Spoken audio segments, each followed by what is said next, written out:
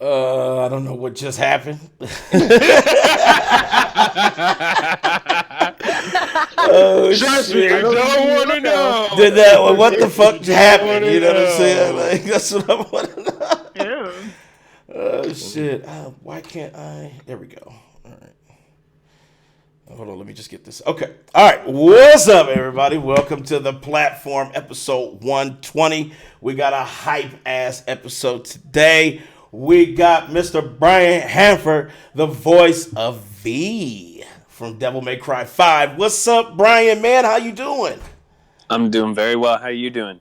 I'm doing good. I'm doing great, man. Glad that you can be here, man. So Of hype, man. course. I was gonna ask you some personal fucking questions, like, are you Ooh. seeing anyone? Like, but no, I No. didn't want to fuck you up like that. Are you trying to date him? Or like, what No, but we might have Misha? some viewers out Yeah. there that's like, oh my god, he has money. Like you No, don't know. I'm off the market. Married that sugar mama ages ago. Oh. All right. I like Well, that. I sorry, married my sugar mama. Rip. Yeah, Mm. sorry. Had to get me one of those. I support it.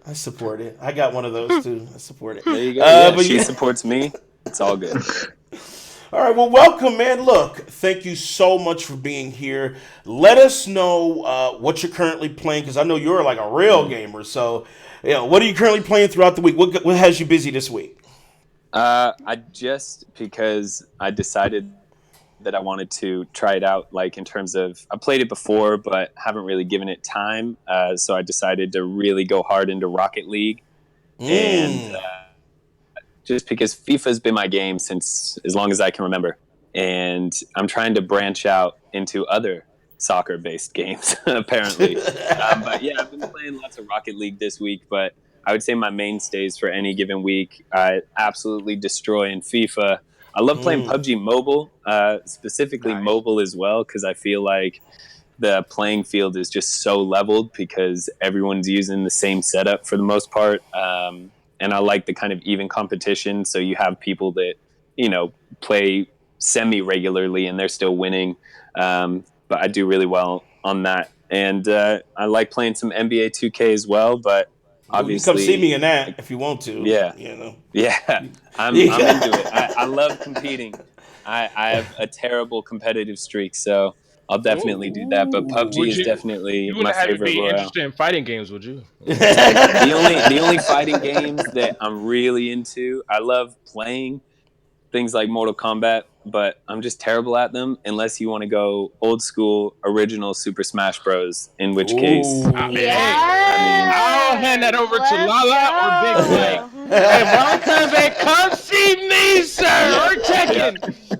I'm telling you, it's one of those shameless, like, everybody plays it, but I mean the amount of hours and hours that me and my friends spent when I was in college just having giant tournaments that would get so I mean friendships were won and lost in those nights, and like it was one of those sad realizations when you're like, damn dude, a bunch of grown men and women for that matter just spent 10 hours sitting in one room cheering on a screen is that, like that, this is how it all began for the gaming industry. But yeah, I mean Super Smash Bros is just That's the shit. unbelievable. Dude, Yeah. friends, I'm talking about me and my bro here. We went at Smash Yep. Bros, Street Fighter, especially Street Fighter. Like, Mm. I damn near our brothership was severed a few times because I one of felt my like, one of my all-time biggest like fan nerd out moments was actually with Devil May Cry, because I got to work with Ruben, and Ruben, was the original Ken for Street Fighter. yes, he and was. and so Oh like shit. meeting him and just being like, oh my god, like I was when I used Oh to my play Street god. Fighter, man, I was all about Ken and Ryu. He walked up uh, to him and he was like, Oh, Yeah. Well, he and needs even some even before I milk. met him at the studio that I was at, because he, obviously he's been doing this for years, and he's like real big time, especially in the motion capture industry, but also in gaming and acting.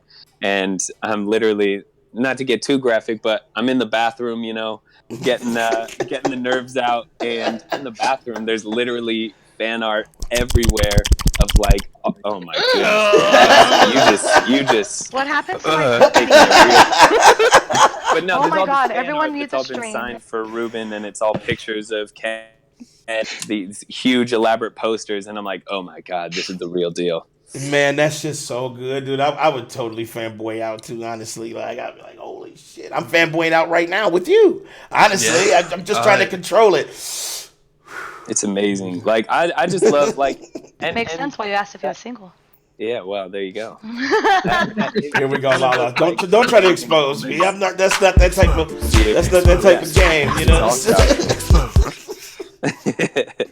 Yeah, but yeah, it's like it's super dope to think about the games that I played as a child and the things I watched as a child, and then getting to do what I love in terms of working and acting and doing voice work with people that did some of that, like Street Fighter, who didn't play that in arcades growing up, and who didn't watch played the Power shit Rangers, out of and it. working with Dan Oh yeah. and Johnny, and it's I just like the fact that I own movies without knowing it that had Johnny in it, and then I'm like, oh my God, I'm actually working with you now, and he's super chill, and like we still chat, and it's just like, man, I felt like I was definitely the rookie on set when we were all working together.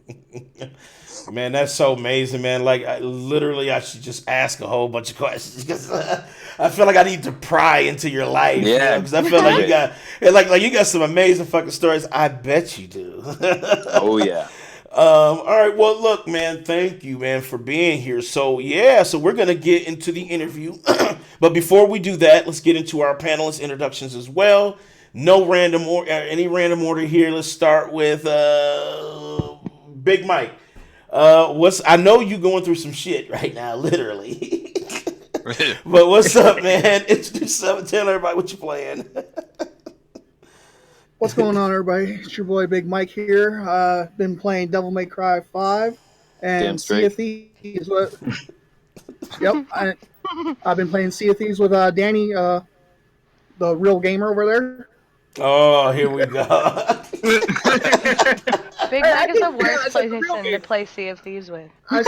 He is, man. Like, he just does. All you do is throw up on me. What the fuck? Like, pull the fucking sales, bro. I'm trying to sell these 7 fucking C's. I did play with LaLa Alexis also, but yeah, she was carrying the chest of sorrows, and she was on like the ladder. I'm so pissed. She was mad. She was mad. Get to the seaport. Like, stop fucking around. I can't even help. Yeah, she was hanging on the ladder there, Danny, carrying the chest of sorrows because the thing cries. And me and Joke and Rabbit were sitting here drinking grog, and we leaned over the ladder and just like, she's like, oh God, you told me. No. Instead of helping, you decided to bullshit. Never again will I set sail with Mike. At least sober. I'll have to be drunk. Like, I can't be like serious faced. And LaLa just fuck. But in all seriousness, Devil May Cry is amazing, and I love playing. And I love playing the voice of V. Yes, yes. Suck up, why don't you? Yeah. Yeah, he did. He's like, got that chap. I'm not gonna lie, I'll do it any day. I'm just saying, man. But you know what? Look, I'll give him this. I'll give him this. Even before we have Brian on today, he's been saying it. Like, he said his favorite character is V. He said it's it's refreshing. So I give him that. I give him that. He is a fresh. Yes. I didn't find it so convenient. Oh, Devil May Cry 5. Oh. I hate when it just sounds like so much of a segue ass kissing. Like, yeah, of course. I vouch. I will vouch for him. Right, I usually don't vouch for Big Mike, I'll lay off. But I will vouch for him on that. I was on it with Resident Evil 2. It's like a breath of fresh air when you play as V. He's like, I got a whole new play style and everything. Yeah, like you stepped and I love out of the shower, huh? Just Mr. Brian, a Devil May Cry. Ever. Whatever. Anyway, thank you for being here, Big Mike. Next up, we got King. What's up, King, man? Introduce yourself and tell everybody what you're currently playing. What up, everybody? This is King. Currently playing as Mortal Kombat 11 some Overwatch, Super Smash Bros. Ultimate on the Switch. So I love all that classic Smash Bros. I still have the Nintendo 64 with the Smash Bros. On there. Oh, and yeah, I just been there. And also Resident Evil 2. Resident Evil 2. And then what I want to do is I want to just for one Saturday, just a whole Devil May Cry marathon, just 1 through 5. Oh man, you for Hey man, but you're gonna have to play the remake too, though. You're gonna have to play the one that Ninja Theory did too. I know it's not the same, it's a boot, but I swear to God, the battle mechanics is good on it, dude. You should play that one. All right. You really should. All right, well, welcome, King. Welcome. Next up, we got the Rage Queen, Cool Cat Terry. What's up, Terry? Introduce yourself and tell everybody what you're currently playing. Hey everybody, it's Cool Cat Terry from Twitch. I've been still playing Anthem, and I love it. And everybody else can fuck off. And I've also been playing Shadow of the Tomb Raider. I started doing that again. I've been doing my new game plus. Okay, all right. So how you loving it? Are you like?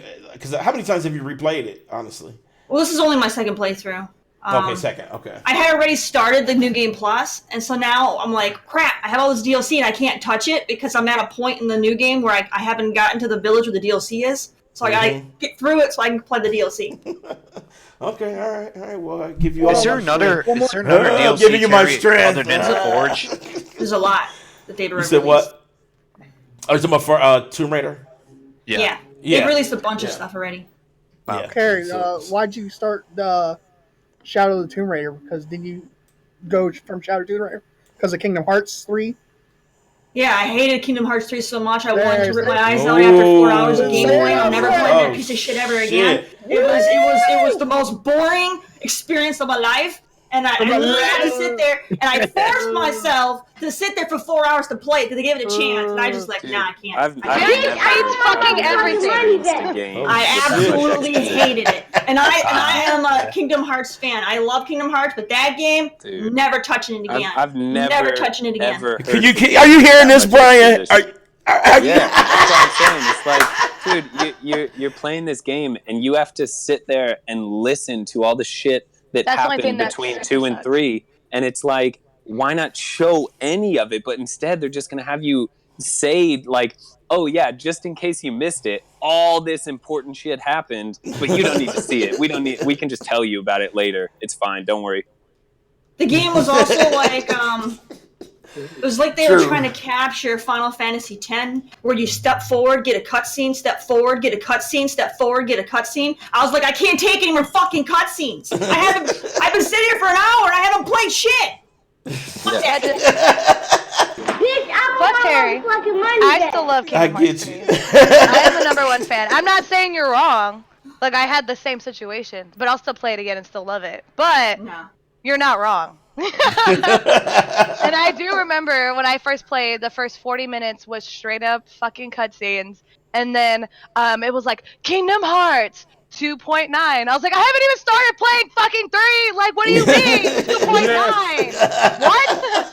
I bought 3, so I mean, I get the rage, but I still love Kingdom Hearts. Just maybe, I don't know, maybe I'm just like a mega fan that I'm like, I don't even care if it sucked. I still love it.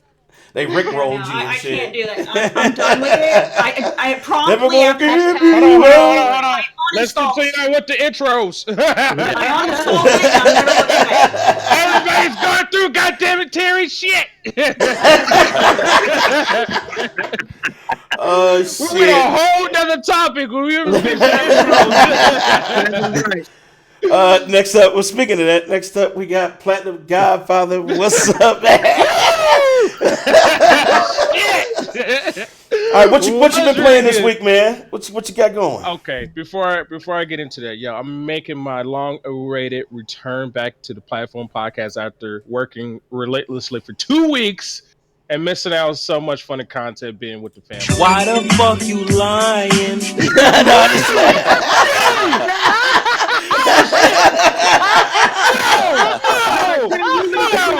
You would not do that to me. You would not Listen. do that to me. Bullshit. Listen. No, wait, hold on. Why I gotta lose a life? You messed up. You messed up, man. He had to work. 10-hour days, 1 day off. I had no time to do shit. And I haven't played my games as much as I want to, all right? So I want to hear that line shit, all right? But besides that, I feel great. I'm taking like 3 days off, so I'm like, fuck this shit. But other than that, I'm playing Mortal Kombat 11.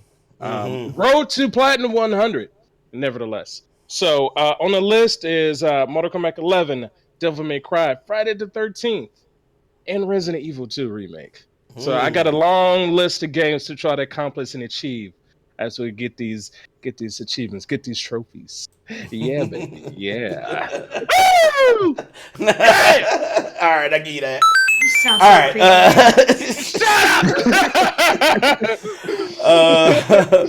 Next up, we got LaLa Alexis. What's up, LaLa?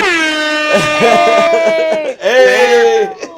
My name is LaLa Alexis. I'm live on my channel every fucking day at 6 p.m. Pacific. I've been playing pretty much hella Stardew. I'm really addicted to that. I like the community and just like the stream stuff, or when I'm streaming it, how everyone's reacting, like, is really awesome. I've also been playing some Batman. I fucking hate it.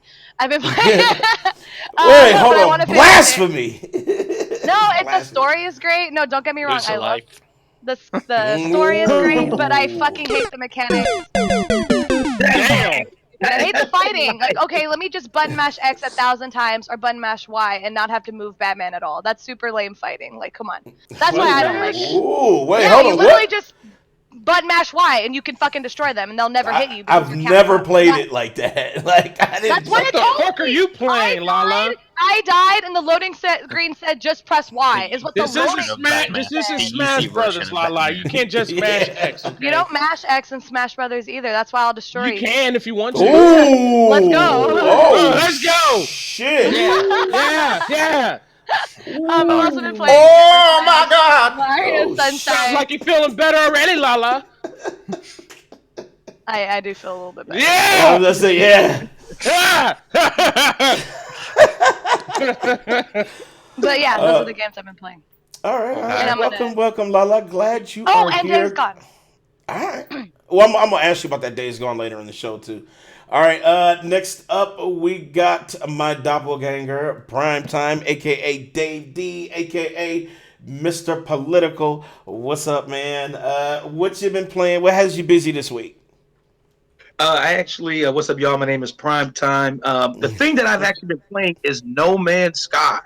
I had a major vendetta against that game. I thought it was one of the worst games I've ever played in my life.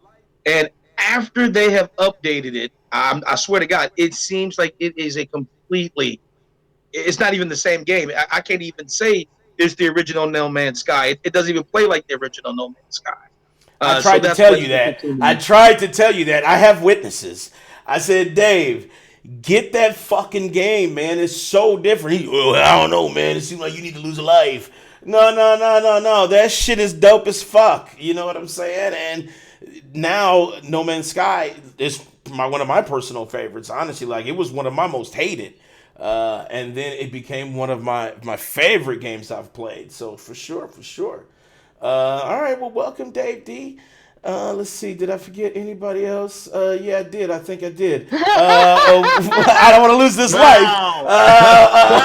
No, we gotta lose the life. Brandon, the whole man. What's up, Brandon, man? At least he didn't mute you on purpose. It's okay, man. You forgot me last week. Right, but I'm not going to do it this week. Well, I am Brandon, the whole man here, and I am currently been playing Days Gone. Hey. Loving the game. Just like how Terry says Anthem is life, I'm saying Days Gone is life. Oh shit. Okay. All right. So we got a full support system for Days Gone. I get it. All right. I mean, full support system. Yeah, full support, fully supported. All right. What's up, everybody? My name is Danny. I'm the host here at the platform. And I have been playing Devil May Cry 5, no suck up. I actually love that fucking game. And I think it's probably one of the most beautiful. I've been trying to play Resident Evil 2. I know y'all don't believe me, but fuck y'all. I actually tried to play it. Streamer, it didn't happen. Oh, Okay. Mike, don't you agree? Don't ask Mike. Anyway, I've also been playing some games on my phone because I've been busy. My job has been keeping me a little busy, but I've been playing this Marvel Strike Force, which is definitely GiveMeYourMoney.com. And then I've also been playing Genie Master or Genie Caster. That's what it's called. So yeah. So on iOS, you can go get it right now. I know they say gamers don't play mobile games, but we do. Ask Brian because he plays PUBG Mobile. All right. Well, yeah. Let's get right into it. Yeah, we have our very, very special guest. The actual V in existence, Brian here. Hey man, look, thank you for being on. We're gonna go through these IGN style questions here, and then after that we'll get into the real meat and potatoes because I'm interested to hear your thoughts on some of these topics here. So let's start with this. Let's start with the obvious fucking question. How did you get the role for V? Like, was that something that like you received in a virus pop up? Or did you actually like reach out for it? Like, how did you get that role? No, I mean, what I personally love most about almost all of Capcom's games is that they take their shit very seriously. They have a pretty intense vetting process, not just for acting, but also just making sure that you know, your background supports what they're trying to do and, you know, all that kind of stuff. But it was an audition process. Went in, you know, because I have a big acting background, but also, you know, very mild, but still there, stunt background. I went in, did the audition. They brought me back, did another one, and I did that for some of the producers of the game. And then, you know, about 2 weeks later, got the call saying that they wanted me to play V. And then we did a table read of the whole script for the whole, you know, game. And that was my first chance to really meet some of the guys. Like Ruben was there and Dan was there. And I got a chance to meet some of the other motion capture actors and voice actors. And it was just a really amazing experience, at least in the, you know, beginning, because it was just like, it all felt like it happened fast, and then we got straight into it. And then once we were over in Japan filming it, it was unbelievable. I mean, their team is so buttoned up and so on it, but also really, really talented. Was it? Go ahead. Pardon me. They had to. Oh, wow. We did all the motion capture in their studios over there, and you know, obviously we had the game creators there, and you know, Hideki was there. But also, I mean, our director was just unreal. The team was unreal. And luckily for me, I mean, it's by far the most motion capture I've done for a single role. You know, I've done motion capture before, but never that much for a single role. But having, you know, Ruben and Dan and Johnny there, who are just, I mean, 10 out of 10 when it comes to that kind of stuff. It just made it so much easier. And, you know, our director, Shimamura, I mean, he's just unbelievable as well, as including being an actor and stunt actor, but he, you know, is just on top of his game. So they made it as easy as possible. Not that it was always easy, but yeah, they were fantastic. I mean, it was just kind of a dream come true to be able to work on a video game, and not just any video game, but, you know, one that's actually awesome. How long did you live in Japan? Sorry. We're there for about a month. Okay. Ooh, how was that food experience? Like, man, I'm all about Japanese food. Is, you know, one of those foods that I personally love already. I'm an eclectic food lover, but you know, there's some countries in the world that in America you think you're having real Japanese food or real Chinese food or whatever, and then you go to that country and it's not actually like that. Japan, it is like that. I mean, it's better, obviously, but you know, there's lots of sushi, there's lots of noodle dishes, soups. They have, you know, lots of food I hadn't tried before, but it was all absolutely stunning. And although I didn't realize they are huge into bakery. I'm talking. Yeah, I heard that like bakeries everywhere. Unreal amounts of like pastries and all that kind of stuff. And I'm just thinking like, damn, like if I was eating, you know, 4 croissants a day, I'd be huge. Yeah, that's what I'm thinking. I'm like, wait. Shit, you're getting swollen about your colon. Oh, exactly. I have a 2-part question for you in regards to the V character. One, was it your idea? Who was the ideas to start reading like the poetry and things from the book? Like, and the second part, like, who design was it for him to come up with sandals? Because I didn't think that was a good design. I'm like, ugh, like really? Like, you can't change, put boots on them? Again, this is what I'll say. Like, and this is why I love Capcom, is they are so intense about creating the world. So by the time that I got in there, the script, the character had been developed so intensely. Like, they always wanted to make the poetry and the William Blake and Edgar Allan Poe aspect of it a very big part of his character. That's interesting. Okay. And the sandals, I mean, that's just in design. But I think it was, and this is totally speculation, I have absolutely no idea because I was not in on that creative meeting, but I'm pretty sure the sandals were an intentional choice because it sells him as being less mobile. If you're wearing shoes, you can run, you can jump, you can do all this action stuff. But in different countries, sometimes it's like considered like a warrior type thing. Like you wear sandals, like in Africa. Yeah, I mean, that's another Japanese culture thing, is having that aspect of it. But I personally think it was to sell his lack of mobility, because in his gameplay, you're for the most part sitting back, and so in sandals, it's kind of like you're not about to do some tactical running and jumping in those. Even though I did, of course. That's true, but if you're magic, it can fly around and shit. You don't really need too much. Got a point. Yeah. Was there any like jealousy between when the motion capture, all that, where it's like all the other people had to wear boots and all that, run around, but you're there comfortably in sandals and just like chilling there? I can say that it was definitely no jealousy, because we're all wearing the same, motion capture suits. But I would say, arguably, I felt like I had the toughest job because his character is so physically affected. Mm-hmm. Because as the game goes on, he's literally losing life, and so every scene, I have to be very physically aware that I can't move normally. I have to move much more labored and, kind of almost weak and frail. And so it was very physically demanding because I'm constantly standing with a lot of curvature to my body. I'm never standing up straight. I'm walking, but it's more of a limp. And a lot of scenes I'm leaning on, cane hard. I was able to grab some of the motion capture footage, but there's one scene where Johnny literally is carrying me across the entire space because, in the scene, I'm just so weak, and I literally am putting all of my body weight on him. So, yeah, it was pretty physically demanding, considering the character wasn't doing too much.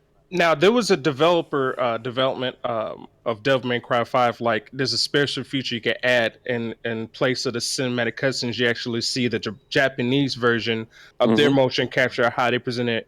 Were you there when that happened? Because I thought that was interesting how they did it, to where they encapsulate like every scene. And I thought that was cool because I was streaming it, but after a while, you're like, okay, like I get his point. Yeah, you get it. Yeah. Were you there? It was definitely, no, I wasn't there. They did that, weeks before I came on board, but it was amazing to watch. One, because you get a real sense of what they're going for in terms of, because we're really, I mean, I know they're cutscenes, but really we're creating a film.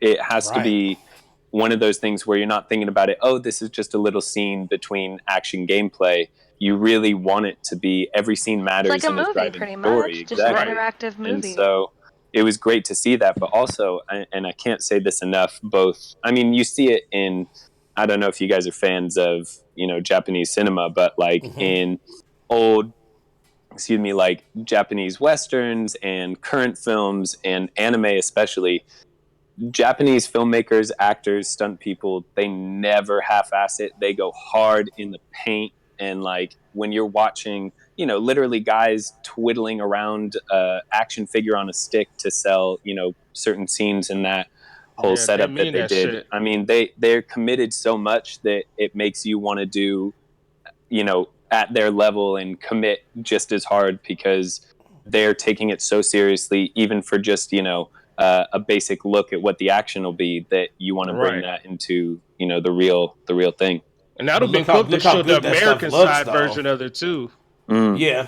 But look how good it looks, though. Like, even if we're referencing Devil May Cry 5, like they nailed it. Because when you guys from the intro to the ending, you get the kind of different personalities between the three main protagonists, like Dante or Nero or V. So it's like, I love that you guys have put a lot of effort into kind of, because it's hard, because you have a digital avatar of yourself. So it's not it's not like you just in front of a camera or something. You're trying to give that image of, okay, this can exist in this reality, and the lifelike movements will translate, and I love that you guys. And that goes back to the directing of, Shimamura-san. He was unbelievable at creating the world so that even though there's literally nothing around us, we can still see and understand what kind of space we're acting in. And that's why I'm trying to put this message out there, because I feel like a lot of people don't understand that motion capture is not only real acting, and people for some reason think it isn't, but also it's almost more impressive to me because there are, instead of one or maybe two cameras that you have in film and you're acting for that camera, with motion capture, they're anywhere between 25 to 70 cameras around you. So every tiny movement is always captured. And so that's why I was saying it's a very physically demanding role playing VP. If sure, all right, your face or like your back or your hands may be selling this kind of weak character, but if you're standing with straight legs or you're rocking a comfortable position, the motion capture cameras pick that up. So your entire body always has to be in character. And so that's one of those things that why you find people like Andy Serkis, who's, so famous for being Gollum and in Planet of the Apes. It's like what he's doing and what Dan and Ruben and Johnny are doing is so amazing because they are always in character from head to toe. And that's, real performance art to me. And it makes you, that shit's insane, man. I mean, I love that because it's like, and it makes you feel, a lot of people don't think about that. In a specific chapter, it makes you feel like, oh damn, like you really can't do anything because of that type of movement. In a specific chapter when you're like really like strict on your movement until you get your, so I'm not trying to spoil it too much for those that haven't played it, but it's just like, god damn, like you really feel that. Oh yeah, big time. I mean, we did this one scene that is, it was famous in all the lead up to the release of the game because people were like, oh, is V bad? Is he good? When I'm dragging the Devil's Sword Sparta and I kind of lift it over Dante's head. And oh man, we must have done that scene 25 times. Are you serious? Why? I know you were like, no, because they wanted like that. I could barely lift this thing. I could barely drag it, and I'm so exhausted. And it takes so much energy to even lift it off the ground and carry it. And our director, he just wanted it to be sold as like you're using every ounce of your energy to get this sword off the ground, because you have this deeper connection, which again, no spoilers, but this deeper connection to this character. Right. And we did it so much because they want to, and again, it goes back to how intense they are about nailing it. They wanted to make sure that it's selling every aspect of that moment because it is really important. And I think in their heads, obviously I didn't, but they knew that this was going to be a tease that they let out there. Did you have to carry like a cement block or like a boy, that's just like, fuck this, I quit. That's the other problem is it was, something that was very light. It was, like foam. It's a giant, foam sword. Like it was in the right shape and the right length and all that kind of stuff, but it didn't weigh, 150 pounds because they're not going to have me hold something that's that heavy above Ruben's head. Right. Oh yeah, it was like, oh shit, I'm about to kill him. Yeah, but your hand's shaking like, oh fuck. Going on method on him. Yeah, hey, my goddamn Brian killed Ruben and shit. Like, I'm past that scene, but yeah, that scene was like amazing. You sitting there dragging the sword, and you were just about to. Don't spoil it, Big Mike. You know for spoiling shit. You know what I'm saying? You are known for spoiling shit. I was spoiling. I was like, when he's about to do that scene, I was like, yes. Question. Go ahead. What was that? Yeah. How was he like again? I was like, how were you, Mike? Say it again. Because he was like, yes. I just wanted to say it again. Yes. I just wanted to say it again. I was like, yes. Yeah. Yes, bitch. Yes. All right, I get it. Okay, so we got the. So now let me ask you this. This is kind of your personal take on the character V. How do you feel about the reception of the character? Because anytime you add a new character to like a storied franchise like Devil May Cry 5 or just Devil May Cry period, some people, you have those people who are trollish, you have the people that are super supportive. Like, how has been the reception of all of that? Have you gotten trolled, or it's been all good? I mean, I think that exactly what you said. Like, I was obviously a little trepidatious because it is such a storied franchise, and 4 came out, 10 years ago, and that like reboot kind of remake thing that they did in between wasn't received well. So they were really trying hard to make this new installment fantastic for the fans and fantastic for gameplay and the cinematics, and the reception that even before the game came out and the trailers and all that was for the most part like extremely good. And I think everyone, no matter who you are, you're always going to get good and bad, but some of the bad was so funny. Like, I really what was enjoyed that shit? Like, I mean, somebody was just like, fuck you or something. Is I'll never forget this. The first comment that I read after they released the game trailer was, I didn't know Kylo Ren was in Devil May Cry. I just just stuff like that. It's fun. And like, obviously the character is very much, I think, quite a character that you're going to love or hate because they are so stylized, the tats and super emo and all that, and the voice and the poetry. It's like, you're either going to love this character or you're going to hate him. But I think, for me as a personal like gamer, this type of character is one of those characters that I hate so much I love. Like, they're so over the top and they're so ridiculous that actually I end up really liking them because it's like they're a fun change, and the energy of V is so different to Dante and Nero and the other characters that I think that works well. And for the most part, there's what I've heard from people is that people liked it, and I think Capcom was really smart with what they did with the character. Again, not going to spoil it, but where the character comes from and how they got into Devil May Cry and into the whole community. I think they were smart about how they did that, and they really thought it through so that this was a character that people could connect to, but also one that offered a fresh new take on it. I love his mechanics too, and it does break up the game a little bit because it's like, okay, you have that combo heavy Nero and Dante, and then all of a sudden it's like, oh shit, I get to summon a giant fucking golem, like like, I love how that aspect of it, and I love they wove that into kind of like that whole power fantasy. Like, it's still, even though V himself isn't like this ultra powerful, just about to body slam a fucking boss that's bigger than the screen, his power is magnified through his imagination, what he can conjure.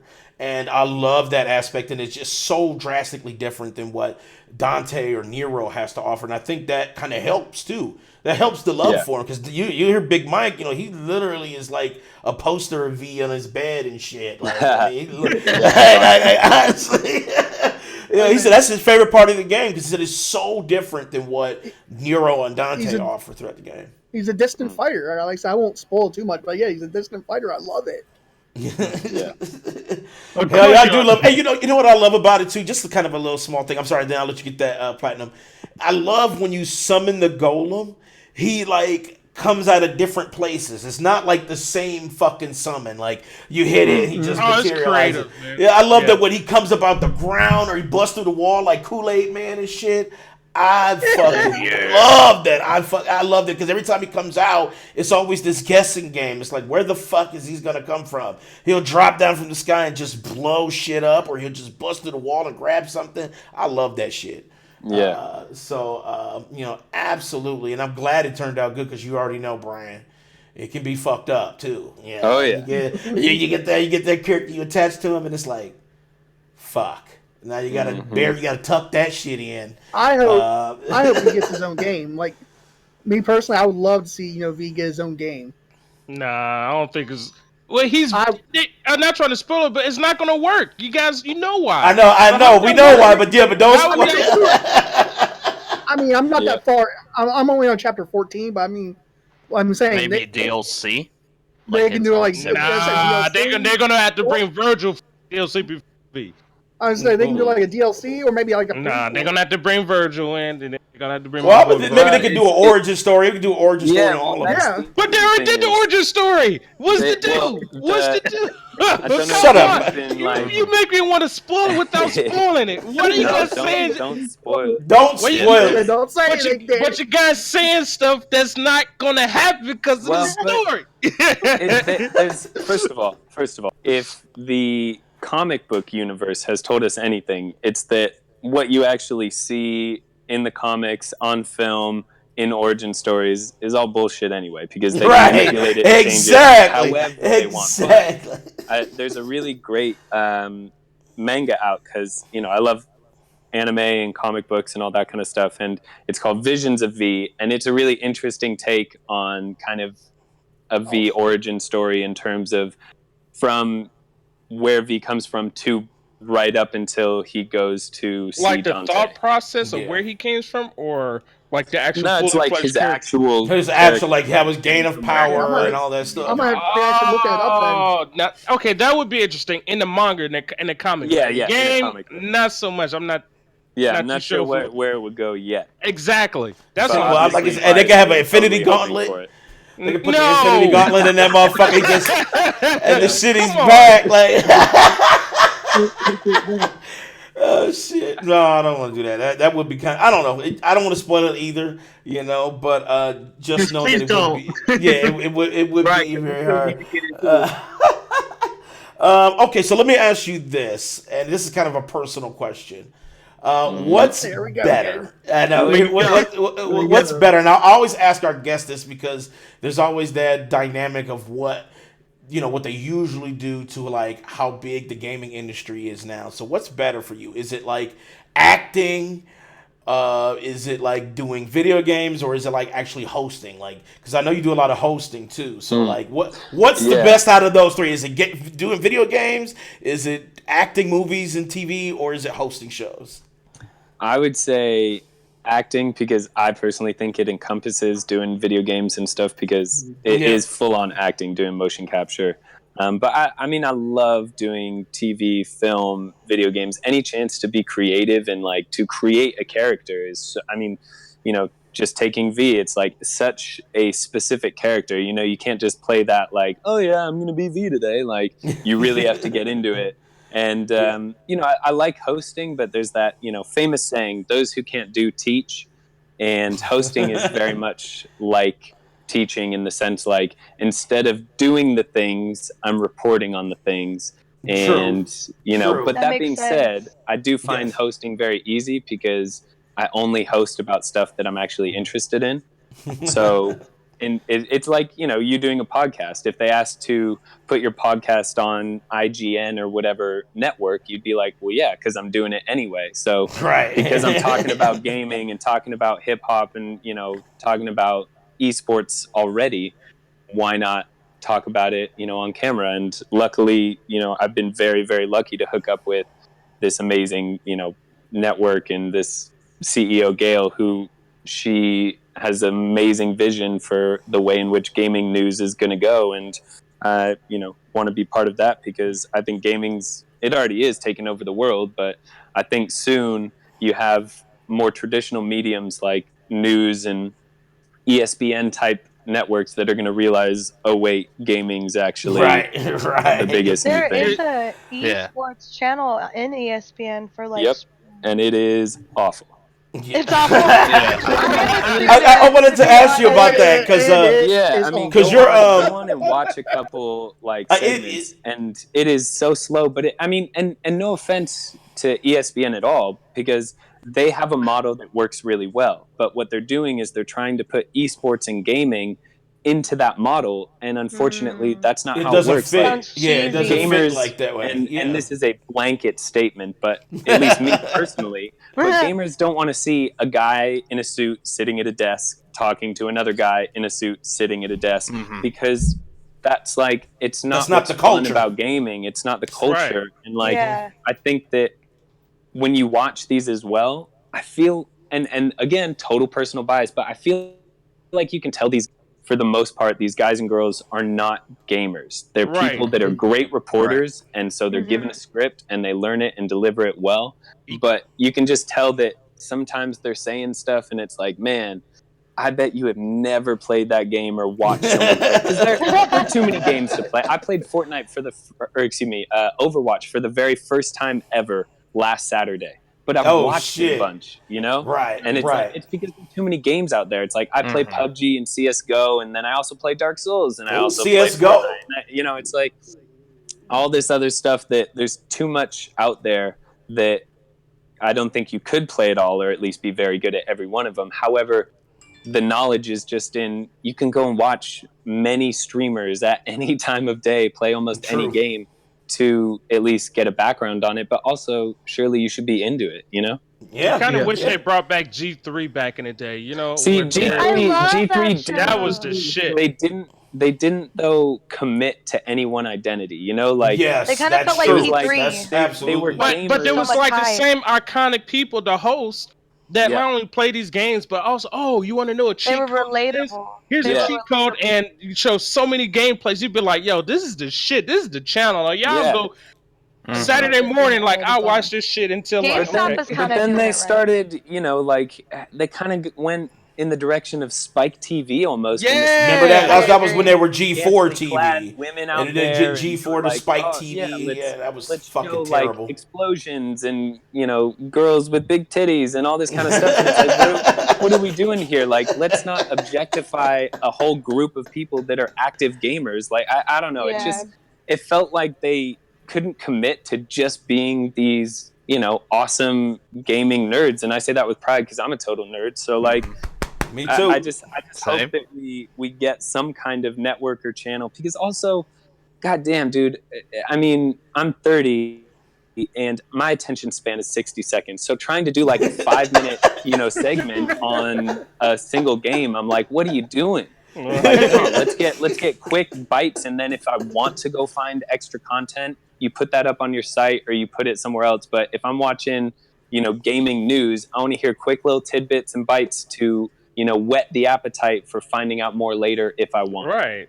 Well, you know, I think it's the delivery too. Like the delivery, like those dudes in suits, those corporate shills that are trying to fucking deliver the gaming news. It's like, it's different than somebody who's like actually played, like they're a gamer actively themselves, but they're also in the media. You know, it's like a totally different vibe. And that leads me into a question too. That leads me to a question that I have for you too. What was up with Fox News, man? Like, I was digging because I was trying to find, because usually when I have a guest on, I try to find like an old school video of them, that something that they done, and but I came across, it was like Fox News, like gaming, like it just fucking blew my mind. Like I didn't even understand what was happening. What was that? I mean, like, okay, so I personally, like, pardon me, whichever way my political leanings go into, I don't want to get into politics because it's all bullshit anyway. Right. But I will say this, is that I, you know, working for this company, Gamer World News, we get asked to go on Fox Business all the time. And I honestly think, even though it's crazy, because, you know, Fox News, and to be fair, any news network has a very bias, has a very specific, you know, like lean, I feel. For sure. Absolutely. And Fox News is one of the most famous of all of them. However, no doubt, they also seem to be extremely aware and committed to letting people know, like business people, you know, people that aren't thinking about it, like, hey, gaming is huge, and if you don't recognize it, you better listen up, because gaming is taking over the world. I mean, it's $100 billion. They got their own segment. It's like on the Fox Business News Network, they have their own fucking segment. I'm not saying, you know, one way or another, like, oh, I love this, I love that, but I will say that in my experience in talking, you know, on both Varney and Mornings with Maria, they have an active awareness that gaming is a massive industry and an important industry. And if there's any way that I can bring awareness to people who don't know that, to understand how important gaming is and how important it will become in the future for everyone, you know, Right. I want to do that. Especially Dude, if they it was. Go ahead. Oh, my bad. Better, especially if they make movie-based games a lot better too. Like they still on the borderline, like kind of mediocre as far as like encapsulating, like, you know, how things really look in a video game and how much they draw reference from it. So, yep. Well, I mean, and to that point, I mean, they're doing it both ways now in terms of games are being made into movies and movies are being made into games, and that's only going to increase and become more and more and more. I mean, dude, I don't know about you, but I am fucking pumped for this John Wick game that's about to, you know. Is it John Wick game? It's gonna be like that game Hitman, only 10 times better because it's fucking John Wick. Are you serious? God, man, that's a day one for me. Where was this at? Where's the source? Yeah, they dude, just announced it with the Predator announcement. Yeah, with the Predator announcement. Oh, okay, I didn't see that one because Predator's like over highlighted that shit. Yep. Yeah, but we don't want to get into that. That's my final round right there. Yeah, I mean, that's like, that kind of stuff is really exciting to me because you see, like, pardon me, imagine you have this amazing game, let's say Fortnite, right? And Fortnite has literally 1 billion people that play it. Like 1 in 7 people on the planet have played Fortnite. And you create a movie that's even halfway decent, let's say even 10% of that goes and sees the game, that's 100 million people seeing that movie.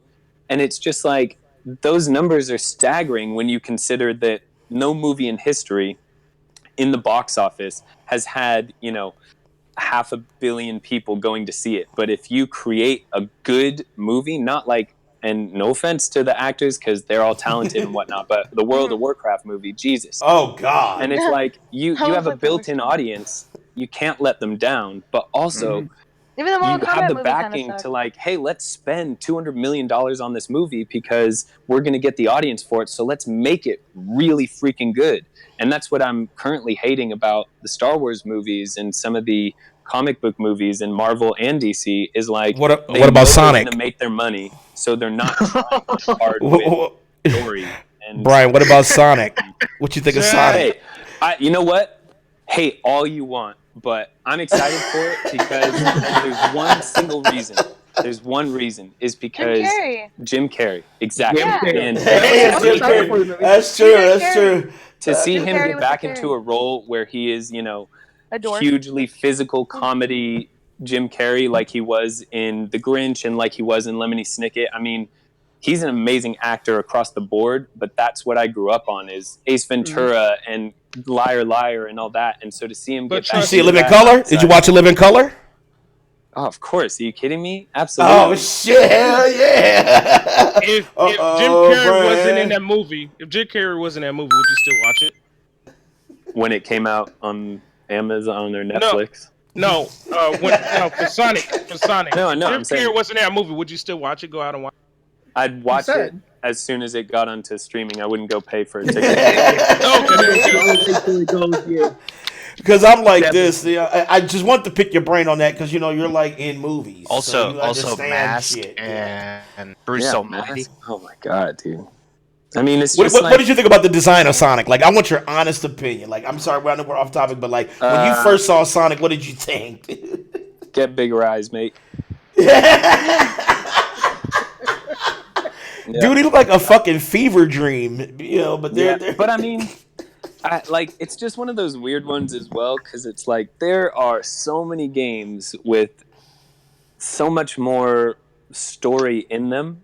Yes, Sonic isn't a story. You know, it's like it's like back in the really 90s open to when they made interpretation. Street Fighter, the game or the movie. It's like there's no story here because it's just a button smasher of two people in a, you know, tournament that are kicking each other's ass like Mortal Kombat. And that's why the movies aren't that great because there's no inherent story. True. And so they have to create a bunch of bullshit. And it's like, but I feel like that was wrong about Mario though, because Mario has a story and they fucked it up with Super Mario Brothers movie.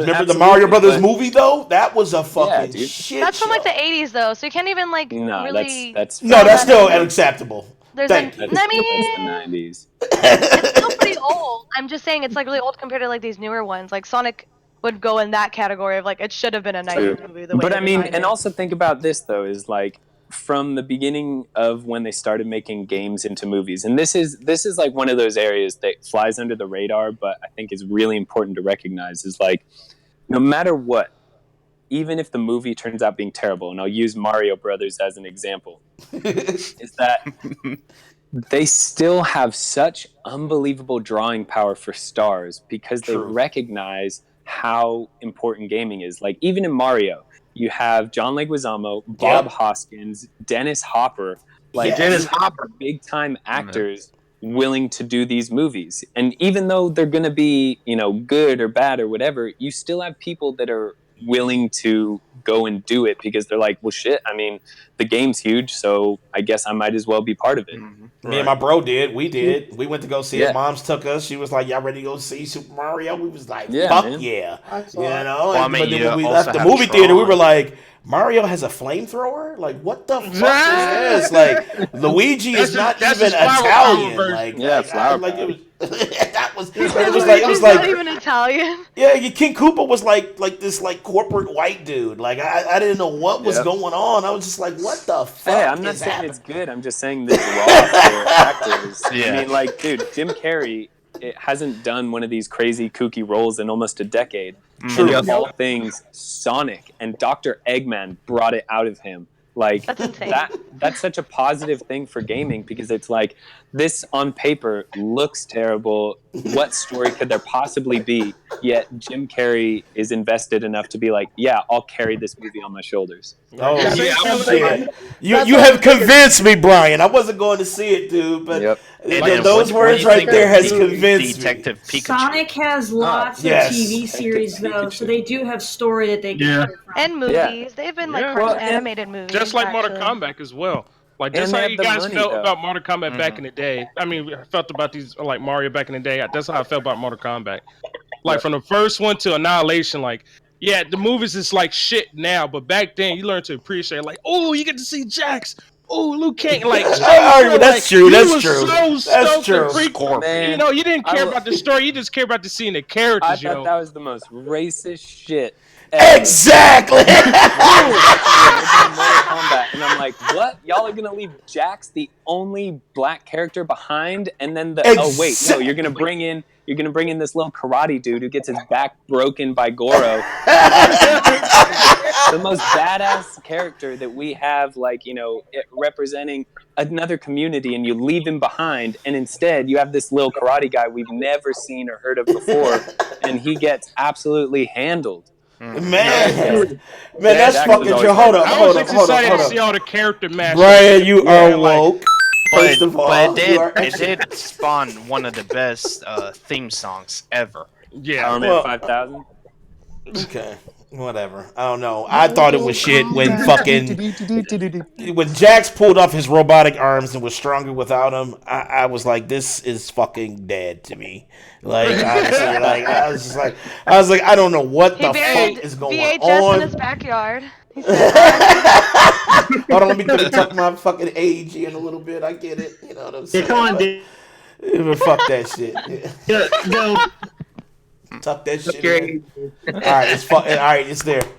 All right. I wanted to ask you about Jean-Claude Van Damme because I know you did. Speaking of Street Fighter. Yeah, speaking of Street Fighter, that movie. Hold on. Now, that's a final round moment for me with Street Fighter. Like, don't get me started. But how was it working with Jean-Claude Van Damme? Like, the name. What was the name of that show? It was Jean-Claude Van Johnson. Van Johnson. Yeah. So how was that? Well, how was that whole setup for you? I mean, that was cool. Like, he is, it's always interesting working with like that. I feel like that's one of the very interesting things for people who are famous, like see people like Jean-Claude Van Damme. It's like, I know so much about his because of him being very famous, so like about his past and his problem with substances and then rehab, and he had a whole You're TV like, I show kind of about know it. you, but you don't Yeah, know and me. so you go into it being like, I know so much about you, and you know absolutely nothing about me. But I also believe that when you meet a person, everything that happened before doesn't matter, because how they treat you in the moment is what matters. Yeah. And but yeah, he couldn't have been nicer. We had a good little chat before our scenes and stuff. But the thing that I will say, and this is one of my favorite things about Jean-Claude Van Damme, is that he famously got his first ever role in Bloodsport because he went up to Menachem Golem outside a restaurant and did a split kick like right next to his head. Oh my god! Shit! So like that's badass. Like he literally went up and like kicked him right next to his head and just held it there, and like that's badass. But on set, this guy knows action unbelievably. We have this scene where he knocks me out, and we did it a bunch of times, and the director was kind of like, oh, but I want to see this and blah blah blah, and it just wasn't going the way they all wanted it. And JC just goes, hold on a second, just pulls me aside and says, all right, I tried this and this and this, I know they didn't tell you to do it, but just do it and we'll see what it's like. And then we did it, and they were like, that's it, that's the one. He knows film. That's so fucking funny. Dope, man. So that's well. so dope, dude. Yeah, he said like 3 sentences in my ear, and he was like, I know they've told you not to do this, but just do this and just sell it and go for it, and we'll move on. And I did it, and he just, so he was a very impressive person to work with, just because he knows his shit so well, and for being an older guy, he is ripped. I was gonna say, like, I saw a recent picture of him, and he was like still fucking fit. Like he still looks like he can whoop everybody's ass on this panel. Like, yep, he'll still be doing his stretch. He takes his fitness and health very seriously, especially now. He's very health conscious. But yeah, it was just like how many Jean-Claude movies have I seen, and then to work with him again, it's like working with Ruben, in the sense I was just like, man, this is freaking awesome to be able to be like, not only do I own a bunch of your movies, but now I'm actually in something with you. Mm-hmm. Absolutely. I wonder how many people ask him is that, correct me if I'm wrong, that he was supposed to do Johnny Cage, but he already had that prior with Street Fighter. Yep. And I just wonder how many people ask that. It's like, why you turned down Mortal Kombat? I'll tell you why you turned it down. And again, this is what pisses me off about Street Fighter as well, is I love JCVD. He's awesome. But Johnny Cage and his character in Street Fighter are both supposed to be like Johnny Cage especially is just like the epitome of like American Hollywood. Exactly. His character in Street Fighter is this U.S. general, and he has this really intense accent, and he's Belgian and looks European, and it's just like, imagine him as Johnny Cage, and it's like, nah, like I don't see you as a LA Hollywood douchebag, because your voice and your face don't say that. That's true, because he's more like ass kicker, foreign, about to whoop you, real quick.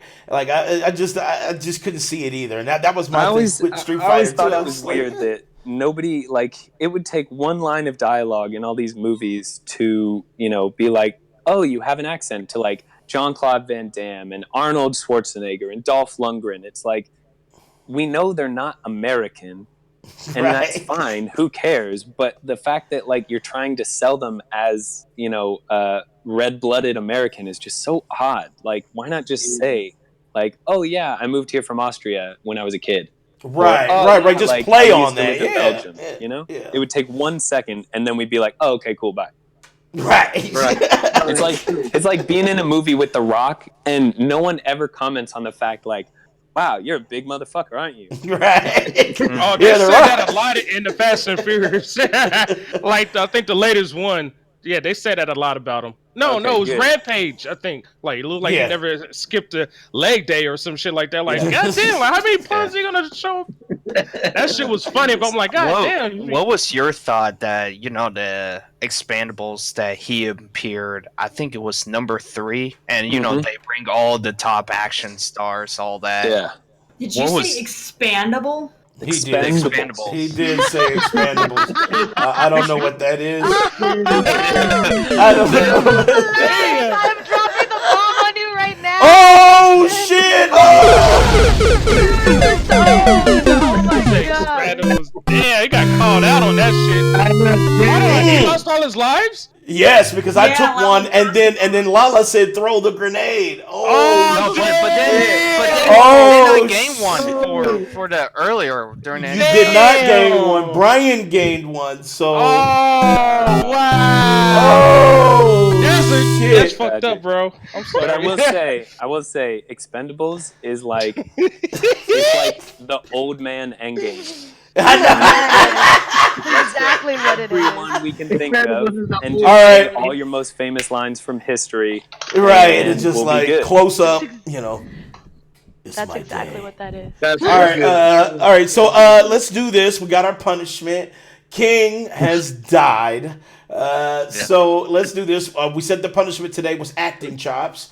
So you don't have to sing shit today, King. All right. But we do have the acting chops. So let's give it to Brian. We'll let him choose what you act out as well as in the cadence or how to do it. So Brian, it's on you. You get to pick this poison. What you got? What he acts out? Yeah, like so you can pick like maybe an acting, maybe like a scene from a game, scene from a movie, a famous scene, and you have to do it in the style that you want. So like if you want him to do it as like a hello, or if you want him to do it like you can choose that style, and he has to do it. He has 30 seconds, and then we'll have a vote on whether it was good or bad. All right, just because I don't know why this popped into my head when you did like a Valley Girl accent, but. I want to hear the motivational speech from Braveheart.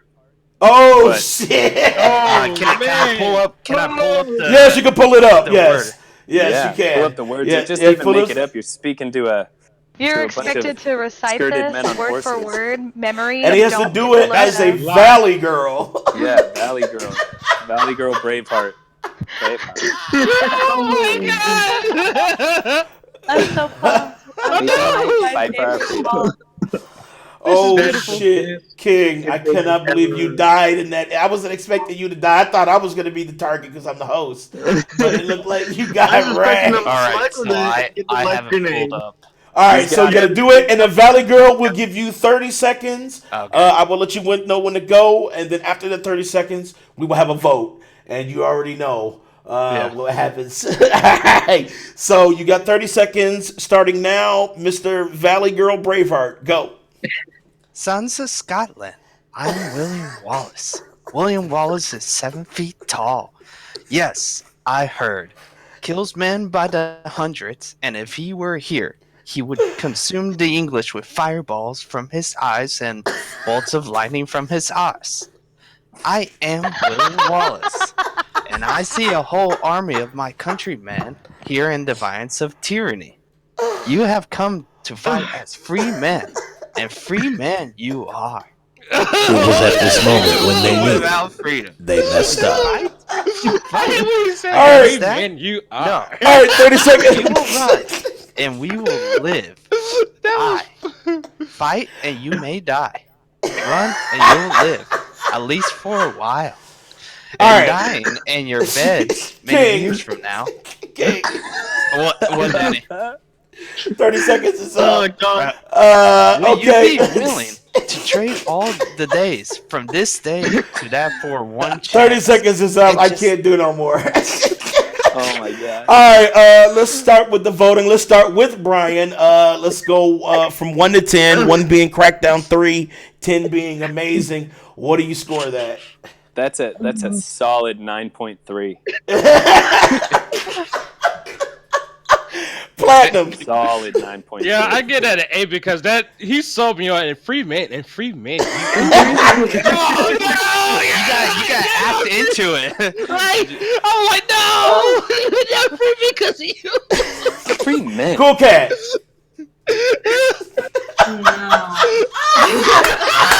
Hater. Super hated it. I'm sorry. Oh shit! You got a 0. I was expecting more of like the stereotypical ditzy blonde, and he just sounded very plain. So we got a goose egg from Terry. All right, LaLa. I say fucking 10. I'm hilarious. Yeah. It was fabulous. I have to give you a good score. I fucking made you do it. I mean, fuck up. I was like, do it again. It jerk in with it as well, like the freak man. Brandon. I almost forgot she had the grenade until then. Brandon, score. I give it a 9. Oh shit! Prime time. I'm giving it a fucking Thanos snap, man. That shit I can't Thanos. Can't even fucking grade it, man, because it's ridiculous. All right, Big Mike.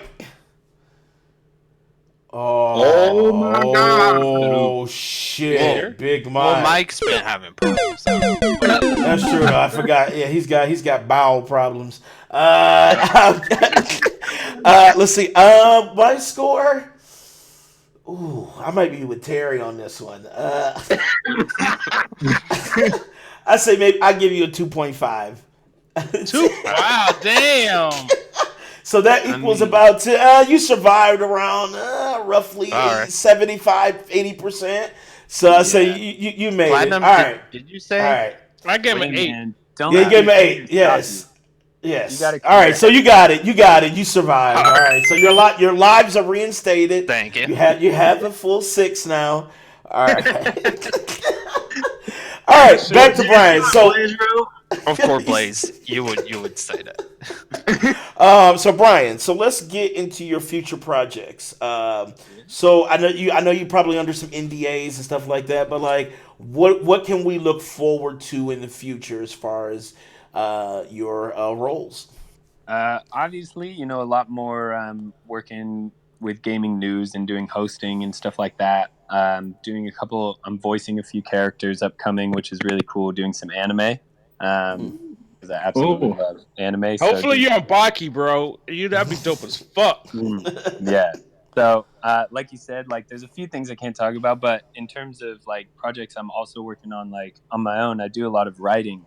And my writing partner and we had some, pretty awesome developments in a TV show we're working on. So, we'll see how that goes. I feel like, the whole business is a constant state of keeping your fingers crossed. But yeah, I mean, working on as much as I can, doing as much voice acting and hosting and all of the above. But I do like writing a lot, so I'm trying to get more and more into that as an actual job, like a viable job for the future, working on television and in writing, because, man, the writers create the world. Everyone else just plays it out.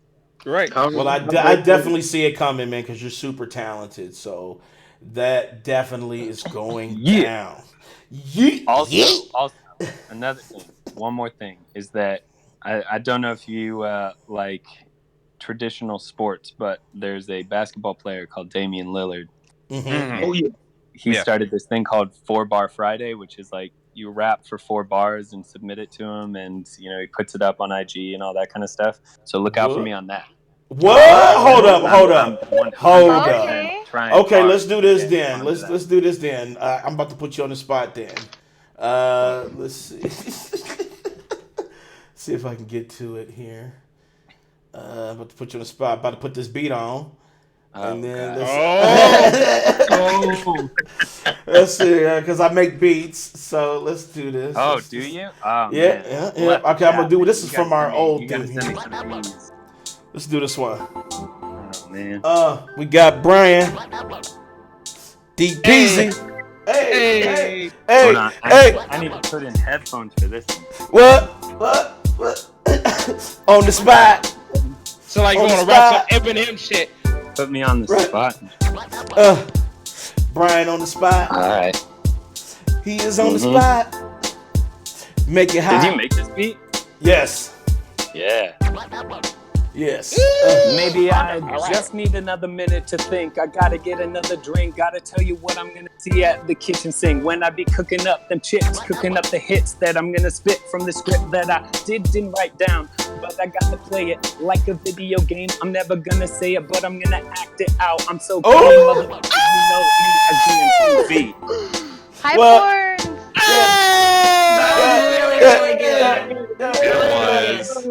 Yeah, release the juice when I'm loose and I'm thirsty. King's, impression of a valley girl. Jersey. No, that's completely different. Like anything. That's totally different, Terry. Sorry, man. They asked you to be Valley Girl, and you didn't even sound like a Valley Girl. You sounded like a Brian, you definitely get it. I love that shit. Oh shit! All right, so now let's do this because I know you are the dude. So let's pick your brain on some of these topics here, our roundtable topics here. God, that was awesome. That was the shit though. Yeah, that was the shit though. I'll buy that soundtrack right now. I just buy that. You want me to PayPal you? What, $10? Sure. Right. Yeah, I just download. All right, so now what we'll do is we'll kind of get through these a little quick here because I know you like to jab at certain topics, Brian. So, all right, so Sony State of Play that just aired this Friday. They showed a few games here and there. Brian, have you had a chance to check it out yet?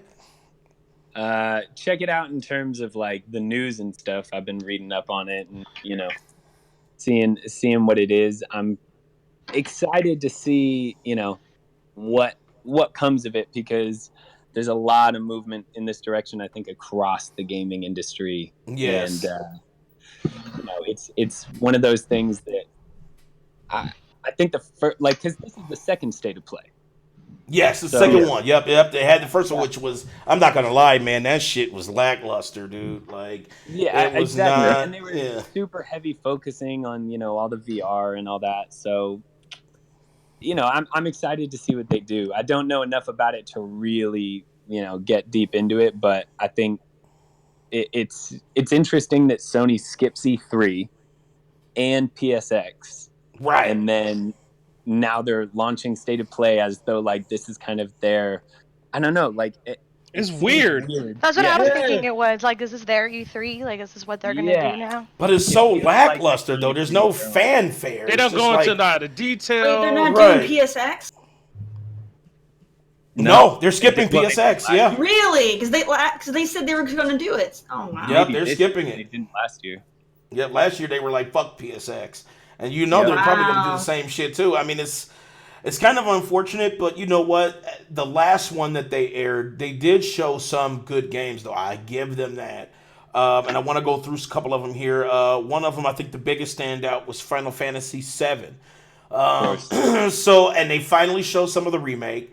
It looks pretty fucking amazing, though. Maybe I should pull that up for the guys in chat as well. Let's do 7. And have folks check that shit out. I didn't even know that they were doing this. I just turned on Twitter today and saw it explode from Final Fantasy. Yeah. Yeah. Well, I read. Stream can't see it right now, Danny.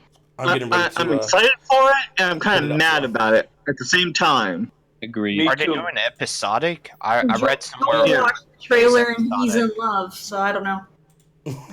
I don't know. Terry, I swear, every time we mention Final Fantasy, you are just like bird box to it. That's his all-time favorite Final Fantasy game. And he was happy with it, from what I could tell. All right. And then if you want to see it big as well, you can just double-click the box. And so you can see it big here. I'll make it big for everybody out there. All right, so this is the 1-minute teaser trailer for Final Fantasy VII Remake. Here we go.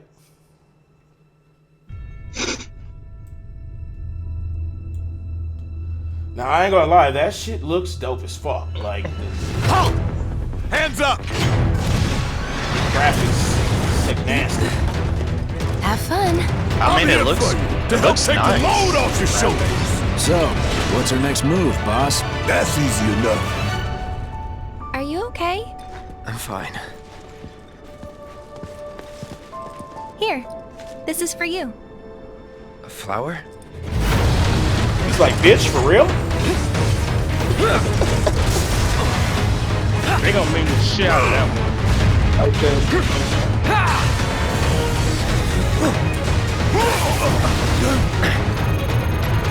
Can you bear to see the planet suffer? Cloud. Yes, that's Final Fantasy Remake, Blaze. Just Blaze? Just Blaze. All right, so Brian, what you think about that, man? Is that like, does that get you moist, or are you dry right now?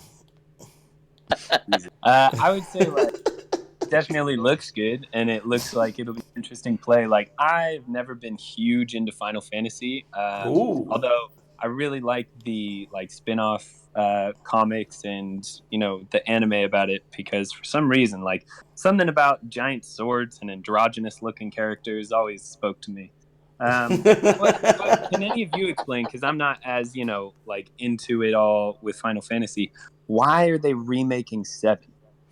Listen, 7 has been the this best? story. It was, well, they claim it's not my personal best, but 7 as a general consensus is supposed to be the best one in the series. And they've always wanted it redone. Like they want because PlayStation 1, honestly, them graphics was fucking disgusting. I mean, it was great at that time frame, but like if you look at it with your eyes now and you look at Final Fantasy 7, you looking at it with your nose before? Yeah, well, yeah, with my cheek. So when you look at it with your eyes now, like okay. I was like, all right, I'm looking at it with my hands. No, but it's ugly, honestly. I mean, the gameplay is good, but it's just ugly. So it's always been kind of this pressure on Square Enix to do a remake.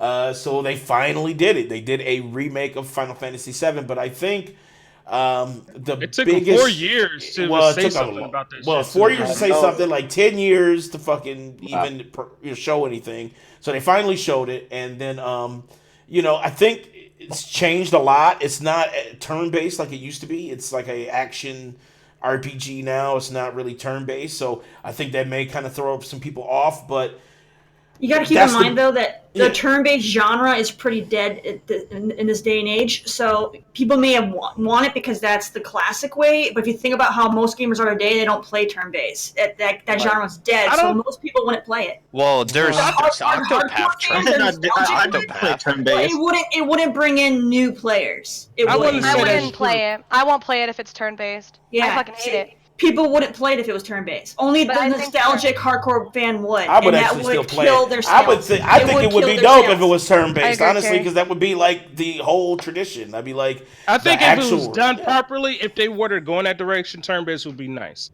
But I think for the most part, like most of the games that they're remaking is from this essential mechanic-based. Like for example, Crash Bandicoot. They remade that. Spyro the Dragon, then Medieval.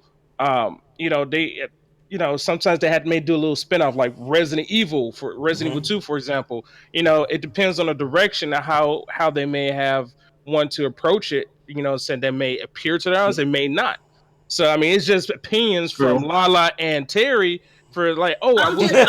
Hold on. Wait. No, Platinum. Hold on. No, wait. I'm not finished. No. You want to play a Final Fantasy game? I'm not finished. I'm not finished. And you have a guy just the sword. No, I'm not finished. Damn, son, where'd you find this?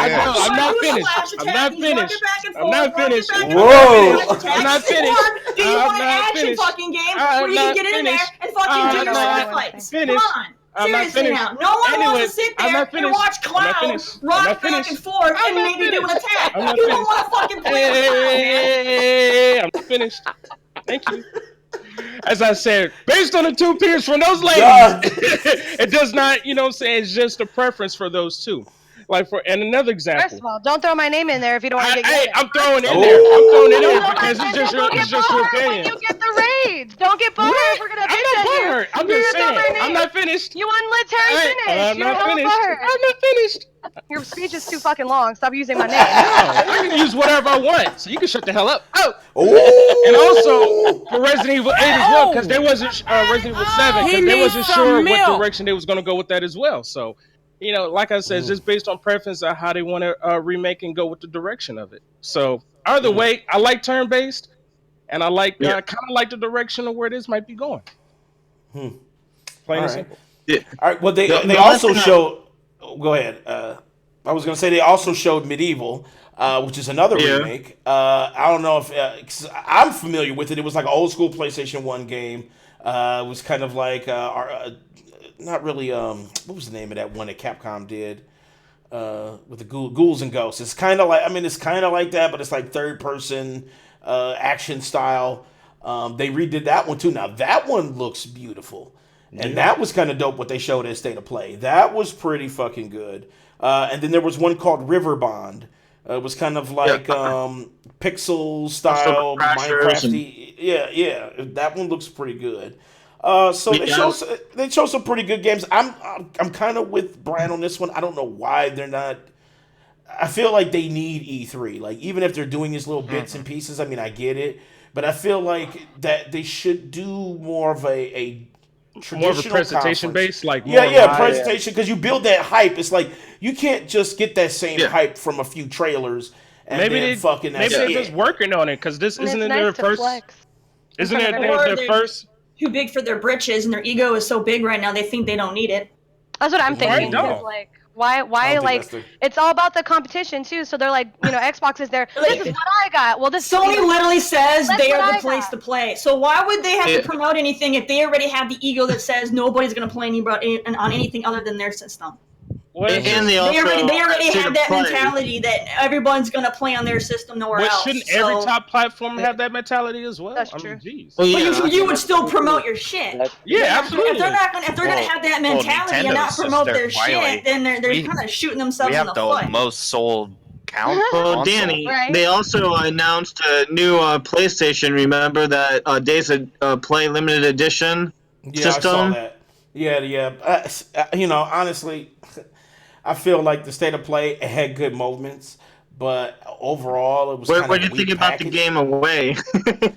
Oh God, I don't want to even get started. Like you said, beautiful graphics, but like everything else, I don't know. I don't know if I can get with that. Okay. Question for you, Brian. Yes.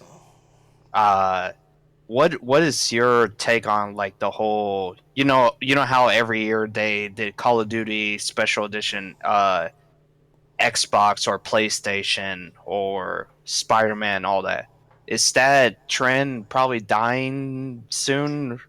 Where like an individual game has essentially a new version every year? Kind of like almost where it's like that PlayStation is themed around the game. Oh, you mean special edition consoles? Okay, yeah, well that's always going to be still a thing, get I think. Like the Spider-Man, you got the special edition Spider-Man PlayStation 4. Yeah. That won't end. Those are just like capitalizing on, individual marketing campaigns of like, hey, we can piggyback off the fact that this giant Spider-Man movie is coming out and hell of people are going to go see it. Right. And so those people now will be like, ooh, I can get a Spider-Man, PlayStation when I'm looking for my PlayStation this year. Yeah, why not? Mm-hmm. I mean, it's always going to be a thing. I agree. It costs them nothing to do it, but it intensifies someone's like, oh, I want that one, and they can keep their prices on it pretty solid. But like, I mean, there's loads of like. I personally think they made a Devil May Cry Xbox controller with like V's tattoos as the Xbox controller, and I'm like, that would be dope as fuck. Man. Oh man. I think I'd get that one. You have to get it. Like, that's your voice. Right. It's automatic and shit. But I think it's just smart marketing because, just a all white or all black or all gray, Xbox looks whatever. But then if you can get one with, lots of different colorful designs or specific to a game or a character that you really like, then why not? Because you barely look at your console anyway. Yeah. Right. So you barely pay attention to it other than hit the fucking power button. So it's like, yep. I don't know. All right. Well, I mean, speaking of that, what do you think, Brian, about the Xbox SAD? Are you familiar with that? What is that? The Xbox. Oh yeah. I mean, I was just on Fox News talking about it this week. Yes, and that was because I was gonna bring that up because I saw you.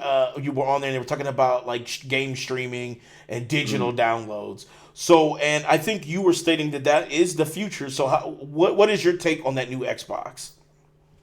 I mean, it's ridiculous. Like, let's be honest here. I mean, it again, like I said on the show, it makes sense.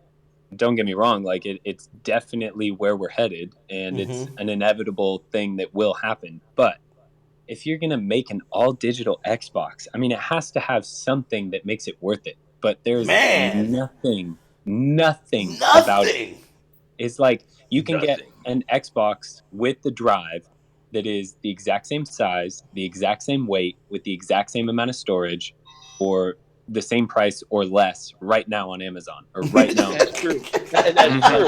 So what is the SAD? Looking. The SAD Like, is just imagine, like though, the streaming if you service? made It's just it's an all digital console. It's just the one. It's just the. It's the Xbox One S all digital. Xbox SAD. Yeah, and I don't know why they're calling it SAD because they're literally skipping the letter O. But whatever. Yeah, They didn't want to be sold. That's weird. It's just like, it's crazy as well, because you think like, okay, that's cool. So let's make, because we don't need it to be that size, let's make it a half or even a quarter of the size, and Like an emulator? make it cost under $200. Even if you made it $150, it'd still be like, whoa, like that's awesome. It'd be worth it then. It's like, So then you can like take your Xbox to your friend's house, but it's just your digital Xbox. That makes sense. Yeah, exactly. And now it's like, I like, just right before I went live on the Fox thing, I was on Amazon just to make sure, that I'm not talking total shit. And I found, pardon me, Modern Warfare 2019 Xbox One S with 1 terabyte drive. So the exact same thing, but with the Blu-ray drive. And I found it for $199. Oh, God. Deal.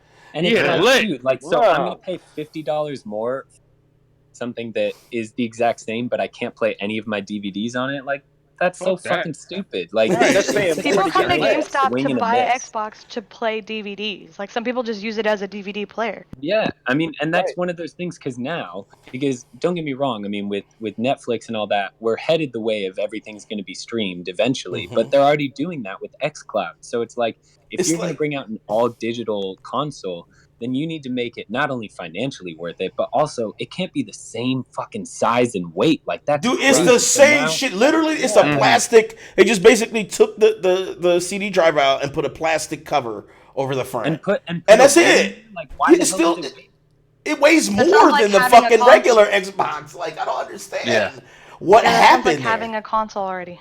Yeah, and it's like, so now you have the exact same amount of space taken up in your living room or bedroom or wherever you play games, but the inability to do anything with all the discs that you have already. Because you can't tell me that, I mean, I know it's 2019, but like the average person with enough money to buy that by themselves, like, we're not talking about kids getting their parents to buy it, like me or you or whoever going out to buy a new Xbox. If we're going to spend $250, I guarantee you that person has a library of DVDs and probably games as well. Oh, no doubt. Exactly, for sure, 100%. It just blows my mind how some companies think, and I think this comes from like old dudes who don't really know. They just felt like, oh, it's all digital, so people cling to it because it says the word digital, and they're not realizing that it has to have other shit too that are interesting. It has to bring something to the table. Yeah, it's gotta. Also, it can't just be that. Oh, we're gonna kill the disc. Like, okay, well, what else? My biggest thing was also, it's such like a fuck you very much for buying our console. If the 3 games that you include are not only, in my opinion, just like not great games. Like, you have Sea of Thieves, Minecraft, and one other one. I forget what it is. Yeah. But on top of that, you're giving people for free, like, oh, we're giving you 3 games, but one of those games is 5 years old. Another one of those games is 3 years old. 3 years old, right? Games is over a year old. So it's like, why wouldn't I just get a new Xbox with a drive and a game that came out this year for the same price? Like, that's just like bananas to me. That they're like, oh, we'll sell them on 3 games, and it's like, for who? Unless they're specifically marketing to like kids who are, under 18 years old, and just like that's all they do is digital downloads or Steam and all that, which is totally fine. Dude, I ain't buying an Xbox to play Minecraft. Right. And then, like, even if you wanted to buy a new Xbox, though, like, those consoles, they have the same bundles. Like, if you go to a store today, the only cool bundle you might find is 76 Xbox bundle. Like, their bundles suck. But I mean, that's still better than the fucking all digital edition, though. Like, and I would take that in a heartbeat. You know what would have been a better deal would have been to get the all digital console and then also give somebody like a $59.99 voucher for whatever game they could go online. So that or way, Game Pass. or Game Pass or something, so where somebody can get on and they can choose what they want because it's digital. So you don't have to worry about any, disc or anything. Just give somebody a damn $59.99 voucher and let them pick, especially since it's an all digital console. You are that so would be right, a good John. ass idea, Guys felt actually, like there's no Dave. reason to buy it. There's just They no need to reason hire your ass. I'm looking right now. Oh yeah, Forza was the other game. Jesus, I'm looking right now, and just their exclusives, except for Minecraft. Yeah, like just their own games, which is bullshit. But like, I'm looking right now, and for a bundle like with Shadows Die Twice and Halo 5, and Halo whatever, and Minecraft for all three of those games, and Shadows Die Twice is sick, and 1 terabyte and the drive, it's only $260. I can get NBA 2K19 bundle for $230, which is less, and that has the drive. It's just like, what are we doing here, guys? Like, come on. Dude, I did not fucking understand it, dude. Like, there were so many unboxings on YouTube right now, and I know you watched a bunch of them. I just could not believe how basic this fucking shit is. Like, it's hubris. It's just, it's almost like they're trolling. Like, oh, okay, you want to be in an all digital age? Here we go. Here's the DRM box. With the fucking, we'll charge you more to stifle your creativity. Like, I don't know. It's just, maybe I'm missing something, but like, maybe you guys have heard something about this, but I feel pretty plugged into the gaming news arena. And like, why are they even bothering with this right now when they're working so hard on xCloud, which is essentially a better version of the same thing? Phil Spencer. Hold on. I think they're this testing it to see how it'll work, so they can know how to properly, release Phil literally said that this was hold on. Download. This is what Phil Spencer said. Phil Spencer said that this was a design to help those gamers who don't have like the financial ways to invest in an X. But that was like, but that's what I'm saying. But like, like what he said. That's why he needs a PR person, because it's like what he says does not fucking translate. Like, I don't understand how. So if they don't have the money, why would they buy this digital console then? That's the point. That's telling you, then they have the money then. When I fucking heard him say that, my head imploded. Go ahead, Brian. Well, I mean, you the biggest thing here is, and I totally agree, like, it is expensive to buy games and consoles. Like, you're averaging around $250 for the console, maybe you get a game with it, and then about $50 for every game that you buy. Yeah. That's a used console. A new one's $500. Well, I mean, exactly. And so I feel like the smart play here, especially considering, like, you have all these developers that are independent, Microsoft and Sony and Amazon at the minute don't have really a great stable of games, even though now they're working on it, which will be, a whole other thing. But it's like, if you made some way to digital download and play Xbox games for, let's say, $100, everyone would buy that shit. And everyone would use Xbox Game Pass, or they would, That's kind of like Game Pass, though, because you can access those on a PC. Like, that's how I do it. That's how I do it. I'm a PC gamer. So is that, like, for example, I play some PC games as well. But if you don't have a good PC setup, it sucks compared to using a console and a controller on a TV. So it's like, if you had, like, imagine it like the Apple TVs, like something that small, because you can have a terabyte storage on something that small, or even twice that size, and then get a controller and that for like $100 or $150, and then 2 months of Game Pass included with it when you buy it. You'd have so many people that would be playing using your system, and instead what they've done is they've thrown it in their face and said, look how bad our digital version is. Maybe it's to intentionally make people double down on buying a Blu-ray drive with their console. That could be it. But it's a dumb way to do it. It's like offer shit. Weird. People buy shit. Like, that's people. I guess those old dudes don't understand that. Like, gamers and just people who like invest in the industry, we spend hella money. Like, we are willing to like buy not really shit. A question though. Like, I'll buy pops when I see one. Like, it's like an instant buy. Like all of us, we all work. We all get checks. And honestly, like when I get paid this Monday, I'm got my money already separated from what I'm gonna spend. I'm like, shit. All right, I'm gonna go ahead. I'm gonna take 150 out. The rest of it, I'm pay my rent, shit like that. But I already know I got my shit separated from my entertainment. Has its own bank account. It has its, and my wife is totally on board. She's like, fuck, like, and that's cool. Like, and the other thing is I personally, like, you know, if we're getting into personal bias, like, I'm an Xbox person. I prefer Xbox to PS4 and I think PC. we just became best friends. Yeah. Oh, and like, shit. it's always been that way. But it's so weird that they'd pull this shit when you see, like, they've been so vocal about, oh, you know, we're doing xCloud and we're going to change gaming and all that. And then this seems like such a half-assed idea that it makes me wonder, are they doing this because they know that Sony's going to do something like this for PlayStation, and Amazon has their own thing coming out. So they're trying to be the first one to do it, which I would totally understand. And so if that happens, then I'm like, all right, I get it. But it just seems like... Though. Yeah, as an Xbox like fan, you're gonna be first, I make just it right. would never recommend it to someone. I think it's just a test. They just want to throw something together to see how it'll sell. Well, it's definitely a failure.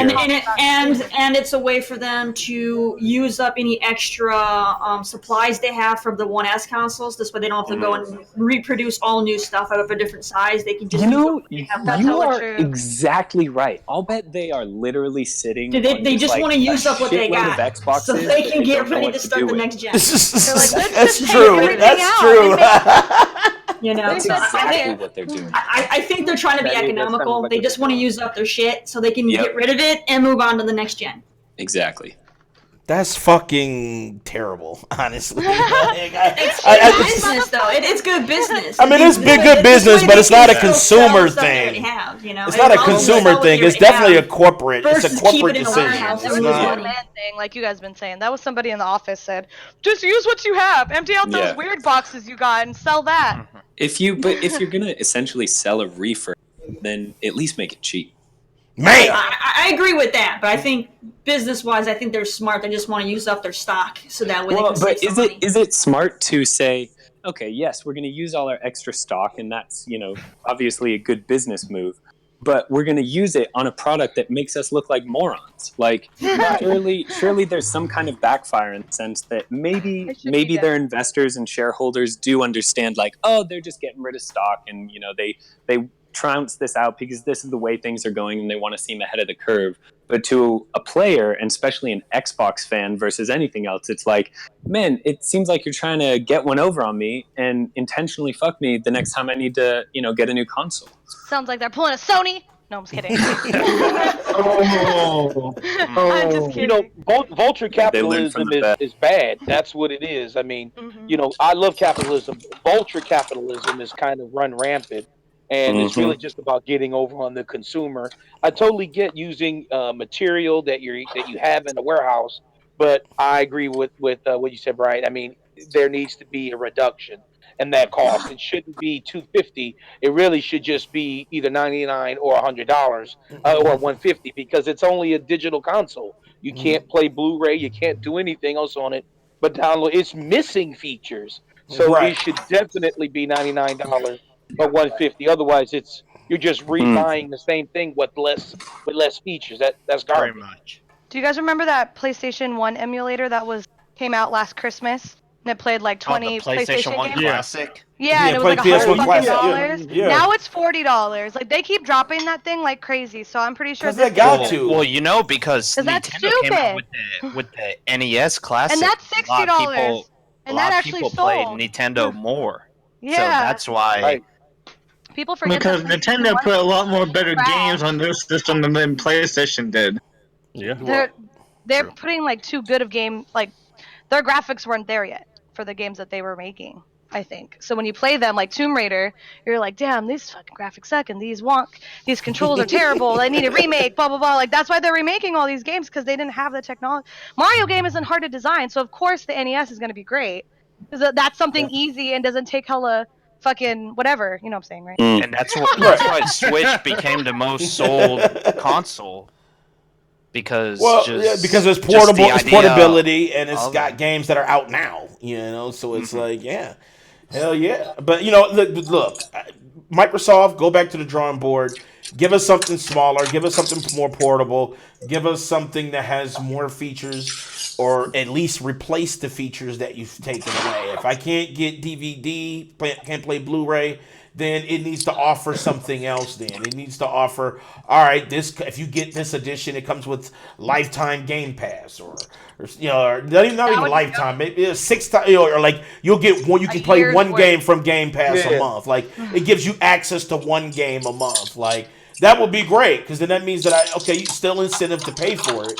But if I got the digital edition, I can just always get at least one game and I can play it. And that would make it worth it. That would make it totally worth it.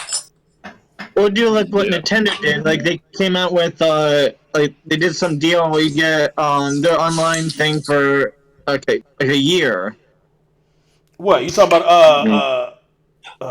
Nintendo? You talking about Switch? Yeah. For the Switch, they did like a thing, like a code or something. We can get the online. That's rare, like they the don't online even sell fucking bundles. Oh, that was with Twitch Prime. So with Twitch Prime, if you had Twitch Prime, you can get Nintendo Online for free. What the fuck? I didn't know that. And it's each tier. Like if you get the 3-month one, you'll get the year. You can't? Why not? Because I have the family plan, which means I can't use their free 12-month or whatever. Oh shit! Well, I can't claim it. Yeah, I don't know what the fuck to tell you. I don't know what to tell you. Yeah, it'll be like you can't claim this code. I'm like, well, fuck you, Nintendo. Sorry that I want my kids to play with me. Fuck. Yeah. How dare you have a fucking family company. Oh shit! Well, hey, rip Nintendo. All right, let's see what else we got. Let's skip Rage 2, and then let's go to Ghost Recon Breakpoint. Ghost Recon Breakpoint was showed yesterday. Actually, it debuted, and it looks quite astounding. I think it's a follow up to Wildlands. It definitely looks super, super good. There's other details that came out about it. It does. There was other details that came out about it. The injuries. So, it's not your normal, you get hit, you lose 3 hit points or whatever. Now you sustain injuries. They put definitely a survival element in there. So if you don't have bandages, if you get hit with a bullet in your shoulder, like your arm is disabled, it's like all these different things affect the way you play when it comes to your injuries. Tactic. Do you have to pull out the bullet from your shoulder? I think so. I think there is a point where you have to remove, even in your legs. Like they showed some of the gameplay where the main character was running and he got shot in his leg, and he had to fucking push the bullet out, and then he wrapped his leg up with a bandage, and he was still injured a little bit. He got back his movability, but there were still some hindrances because of the shots that he's taken, which I think is fucking amazing to me. But here's the downside. It's always online. So it's not like Wildlands, where you can have offline play by yourself, or continue the story with friends in a co-op. Is online only? No. We're talking about. I skipped Rage. Ghost Recon. So Ghost Recon now is on. So what do you think, Brian? I wanted to pick your brain on that because I know you like those type of games. So what do you think about that, man? So it's Wildlands, but now you have to be online. You can't be out. Yeah, I mean that's again, I think it's great in the sense that you're increasing people's ability to play with other people and making it in terms of accessibility, but at the same time it's man, sometimes my Wi-Fi cuts out, or sometimes I'm traveling or whatever, and I'm in a hotel and their Wi-Fi isn't great, and so I wouldn't be able to play the game. So you're essentially saying you can only play if you have a great connection, or you're putting yourself in for some hurting. And also pay for the online too. Some families don't want to have their kids have online. So now that's a game for younger guys. I mean, maybe not what they're focusing on, but that's another genre of people that can't play it now. Yeah, correct me if I'm wrong. Also, not releasing it on. Go ahead. I'm sorry. Releasing it on Steam. Kids will play. No, it's not. It is not releasing on Steam. It is not releasing on Steam. Weird. I feel like people know something that I don't, because there's a couple of brand new games that look super dope that they are specifically saying we are not releasing on Steam. Borderlands 3. Yeah, here's what's happening. Here's what's happening, man. So Epic Game Store has been in this battle with Steam, and they've been real petty, honestly. And they've even said it. They said it out loud. They said as long as Steam isn't paying, what the fuck is that? Somebody taking a piss? I was washing my hands. Okay, I was about to say, I fucked up my train of thought. So Steam and Epic are at a battle right now.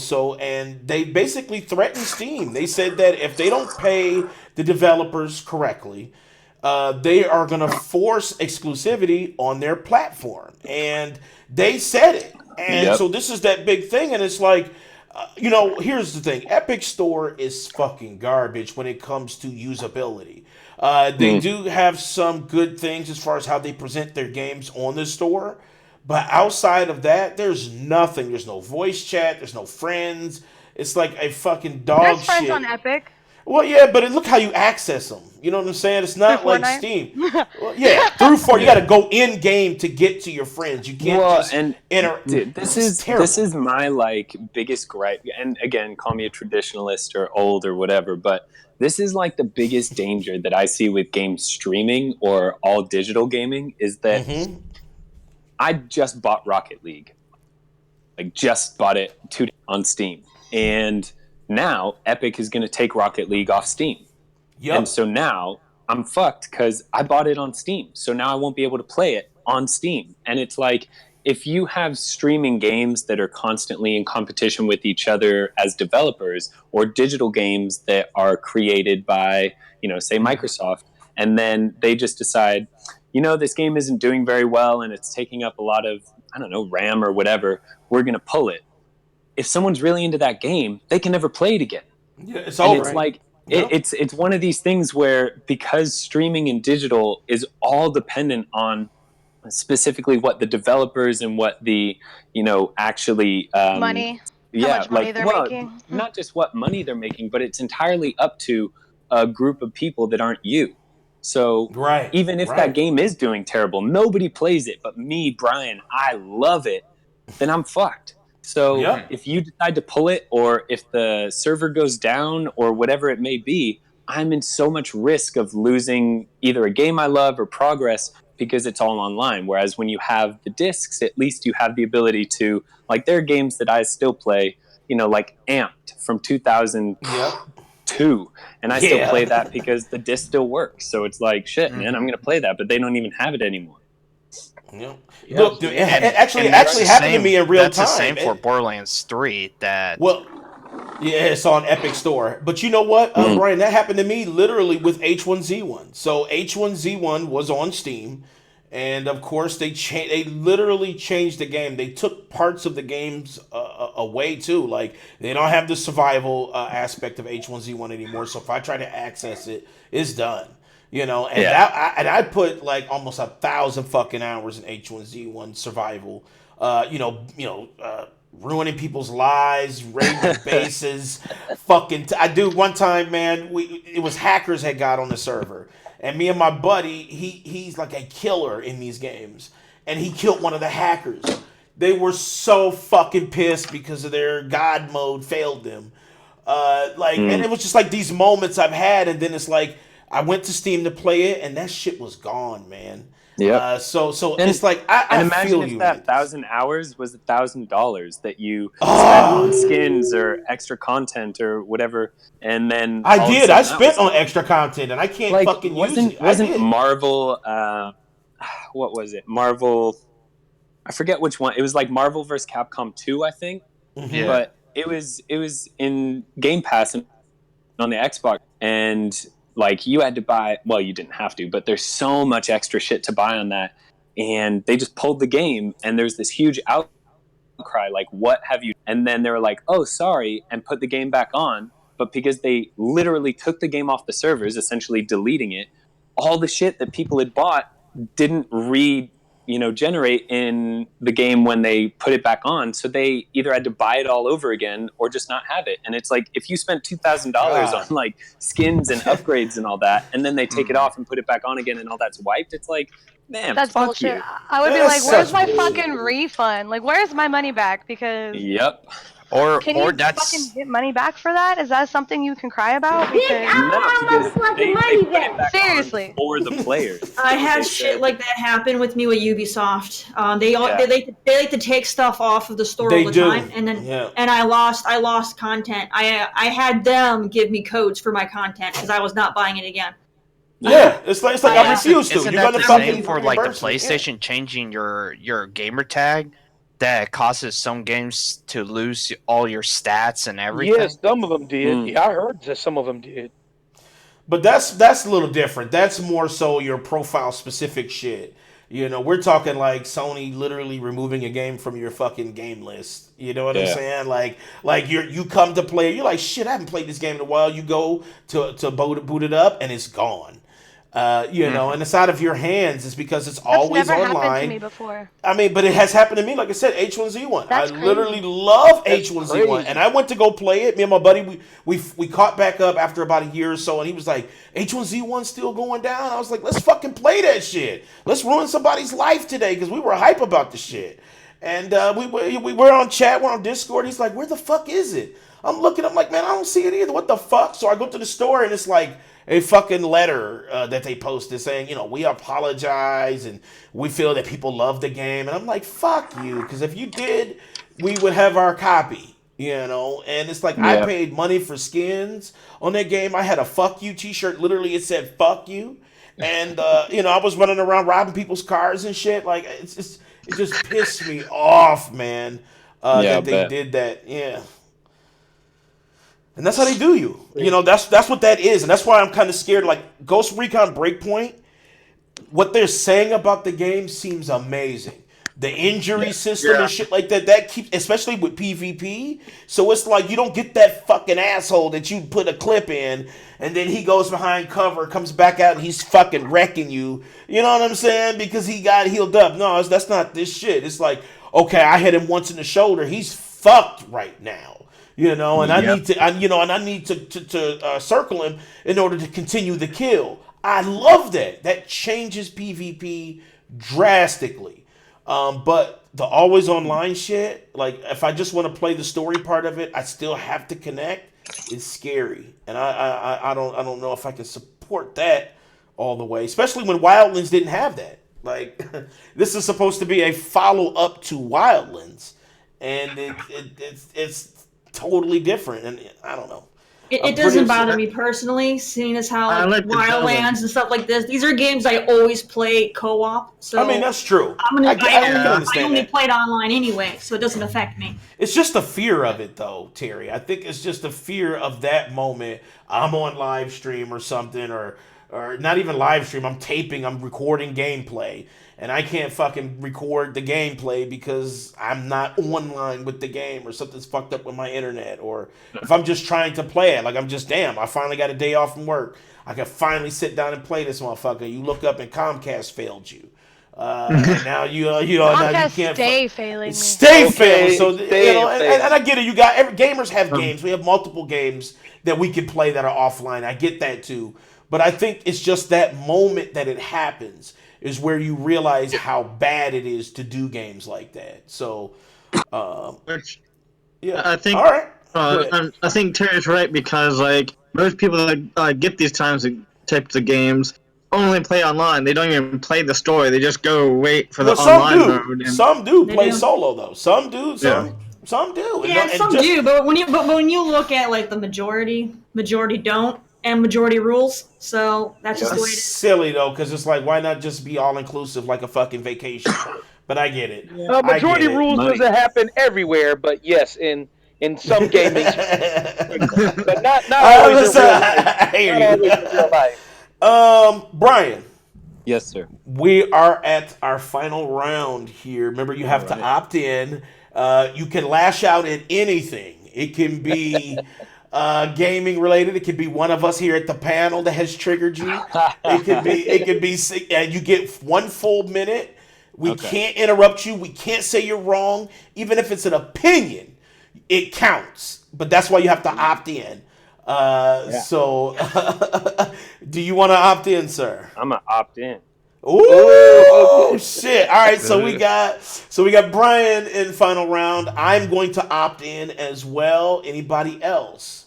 I think I'm good. Yeah, I'm gonna opt in. Put me in. I haven't ranted in a while. Shit! Get ready for Oh this, my Brian. god! This This is final ranting round. code. This is like Devil May Cry 5 final round. Like this is like it's about to go down. Get your towels ready. Watch. Oh god! I'm gonna Get your towels ready. Just have me go last because nobody wants to follow me, man. That's true. I don't want to follow it. So welcome, Brian, Cool Cat Terry, and Danny. What, you're in? You want to get in? Yeah, I'm in. Oh fuck! And Brendan the Whole Man in the final round. All right. Our guest, Super Brian. You can start first. Go ahead. All right, so what I'm going to talk about is being a traditionalist in the sense of I love button smasher games, and I'm starting to get absolutely fucking pissed off because I love going to arcades as well, and they're getting rid of all of them and replacing them with, yes, PC games are great, and virtual reality games are great, and AR games are great, but I want button smashers. I want red, yellow, blue, and a goddamn joystick. And the reason why is because the playing field is leveled. I cannot tell you how many games that I have never played before, but they're in an arcade, and I go in, and there's 3 buttons and a joystick that I can do, and you know what? I win some of them. But instead, if I try a new game, like I just played Overwatch for the first time ever, and it's a dope game, but I don't think I lasted more than like 20 seconds every time I respawned because people are chronic at that shit. And they have unbelievable tech, and they have a much higher fucking, latency speeds to me. And I don't know what it is, and call me, old or whatever. But every now and then, I like when the playing field is 100% level. And yes, I understand there are people that are amazingly good at button smashers, and that's, all good and gravy for them. But the average person is just going to be smashing them. And that's what I do, and that's what I love. And so the next time I go to an arcade, and there's not a single button smasher, I'm talking Mortal Kombat, Tekken even, Street Fighter 2, Marvel vs. Capcom, all of it. I want it. I want it bad because I hate getting my ass kicked all the time. And every now and then, I like to kick a little ass myself. And so that's all I have to say about that. All right. Good one. All right, I'm gonna tag myself. Really good. I'm gonna tag myself in. Predator. I see you, Predator. I fucking see you. Don't fuck with me. You know what I'm saying? Like, I'm sick of this shit. I'm sick of the fucking... Let's take a game franchise. Let's just take any fucking franchise and try to monetize that shit. Like, how about passion? Where is the fucking passion at? Where is that idea where it's like, oh, you know what? I'm going to take Predator... I'm going to put it in this fucking expansive universe, where you get to create, you can be on both sides, you can either be a predator or a soldier, and it's like story-driven, open world, beautiful, we're going to take 6 years to fucking make it. Where's that passion at? Now we got, we'll give you 1 year of fucking development time and we'll push that bitch out as a multiplayer gotcha game. Basically like a mobile game, but just for PC and shit. And that's what the fuck this is. It's like, givemeyourmoney.com. That's exactly what the fuck it is. Put your dollar in this slot.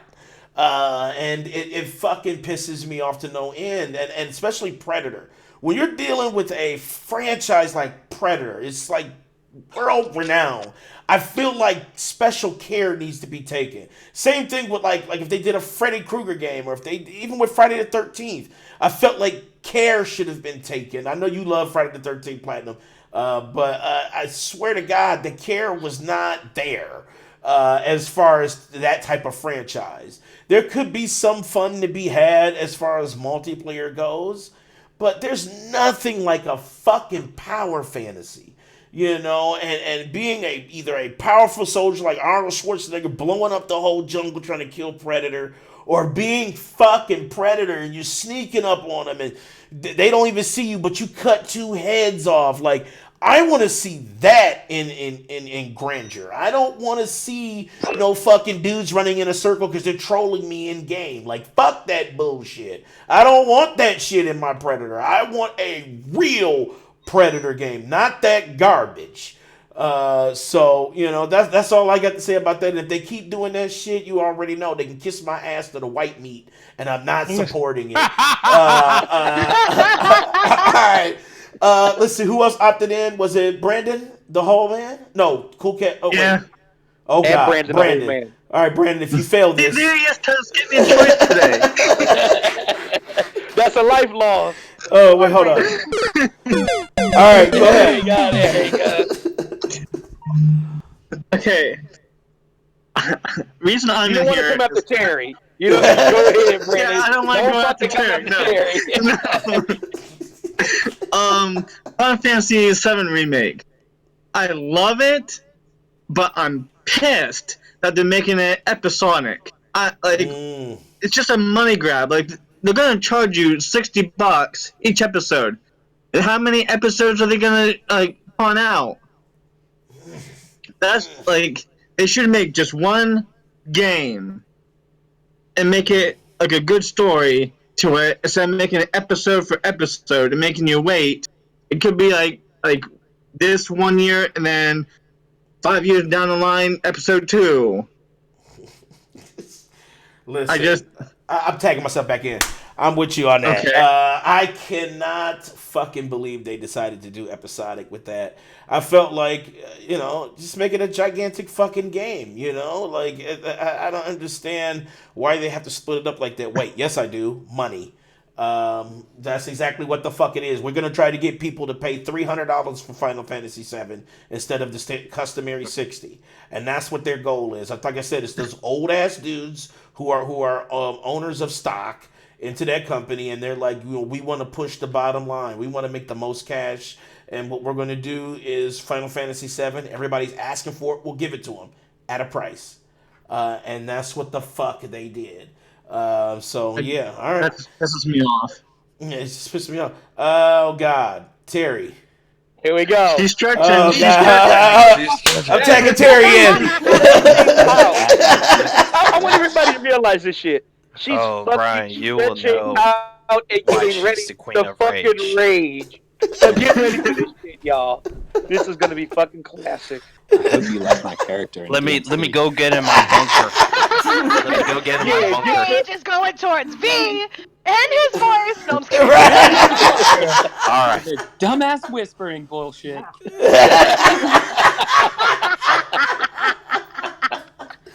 Nice. All right, you guys. So for me, I'm at a point right now as a gamer where I feel like being a gamer is no longer fun. Every single time you go and play a game, what happens? Somebody hates that game. Somebody over-criticizes that game. Someone judges you for liking that game. You have to constantly fucking defend yourself for liking a goddamn game. Everybody fucking hates everything. No one's fucking happy. I'm just super, super sick of it. Fucking just let people like what they want to like. If you don't like it, fucking move on. Play what you like and piss off. I'm sick and tired of people coming into my stream telling me my game is dead when I literally have 5 people in queue waiting to fucking play with me. Fuck off, people. Alright, the game is not dead. People want to play it, let them fucking play it. Piss off, alright? Why do we have to overly criticize every fucking thing about a game? As soon as the news comes out about a game, what's the first thing you fucking do? You write a goddamn article about all the goddamn things you hate about it already. The game's not even fucking out yet, and you're already pissed? Come on, people. Being a gamer is no longer fun. Everybody hates everything now. It fucking sucks. I just want to be able to grab a game and play it, and if I enjoy it, let me fucking enjoy it. I don't want to defend myself. I don't want to have to listen to everybody else tell me why I should hate it. Fuck, if you hate it, then you hate it. Why are you trying to convince me to fucking hate it? I don't fucking hate it. Alright? Leave me the fuck alone. Alright? If I want to enjoy the game, let me fucking enjoy the goddamn game. I'm gonna play what the fuck I want, and I don't need your opinion to change my opinion, alright? You hating it is not gonna stop me from having fun, alright? Piss off. That's all I can say. I just want to have fun playing my goddamn games. Ooh, shit. I like that. It's the final round over. Hey, question on that. Question for you. So, can can I respond to anything anyone said? Yes, you can. As long as you're opted in, yes. Oh, yes. damn it. Well, I can't. Yeah, we can't. Yes, I didn't. you can't. I didn't. Oh, Terry, you're so fucking lucky. I feel so compelled to respond. Shit. Okay, so firstly, I agree with you with Predator. I see what you're doing, and you better do it fucking right. But, no, Terry, I'm serious.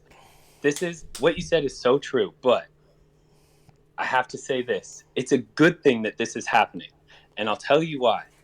Because the fact that this is happening is because gaming is getting so much bigger, and gaming is getting so much more important in the grand scheme of, like, the global society, that you have all these haters because you have that many more people. And even though it sucks, it's like, it's like being famous for anything. There's always going to be people that hate. Like, haters make you famous. I'm sure Jay-Z or whoever, or Kanye, they get all the hate in the world as much as they get all the love. But the fact that there's so many people that are like, oh, I'm going to go on and troll these people, it's just because they find it equally as important, even though their response is negative. And the more people that get into gaming, the better games we're going to get, the better media from the games we're going to get, and the better, tech and all that. So even though it sucks for people that, have been there since the beginning, I do have to say, like, it is a good sign because it means that more and more and more and more people are taking it seriously, because if trolls have taught us anything, they care about it equally as much, and that's why they hate it so much. That's fucking insightful. I like that. Yes, that is absolutely. I can agree with that for sure. Absolutely second that. But I feel Terry on that because there's been people, you run into those people all the time. It's like, no matter, you can say you like something and then they want to definitely tell you why you shouldn't like it. And it's like, I don't give a fuck about how you feel about it, man. You can eat my dick, dude. I don't give a fuck. I love this game, and I'm about to play this motherfucker right now at 1080p at 60 FPS, bitch. And it's going down, But you have those people. They're like in Facebook or Twitter, and you post something like, Anthem update hype, and then you have people storming your shit. Why are you playing Anthem? Who the fuck are you? Don't you know Anthem's a dead game, aka Big Mike, because he does that all the time. And, and it's just like, it can become so fucking exhausting trying to put up that defensive board on shit that you find enjoyable. Don't you think as well, there's like this super intense, like, I try to not respond to haters at all because it's just like, hey, like, everyone has their opinion, but yes, I would love to adding be like, fuel to the hey, fire. Bro, everybody has their opinion, but when you're live streaming, it is rude to come into someone's stream when there's people clearly having fun just to tell them that they're all losers because they like it. But don't you think it's so interesting? Rude. Like, that's just rude, you man. Just waited like in the queue to come play with me, to hate on me. Like, what? I know that's true. For that 30 minutes in the queue, like, I just can't stand it. Like, oh, I'm gonna come up with some. It's just shit that I'm like, gonna say where it's on. Like, if they really don't like your game, it's something if you else. hate this game so fucking much, why are you spending so much time perusing everybody who's streaming it just to copy and paste it something and move on? That reminds me of from the Dark Knight.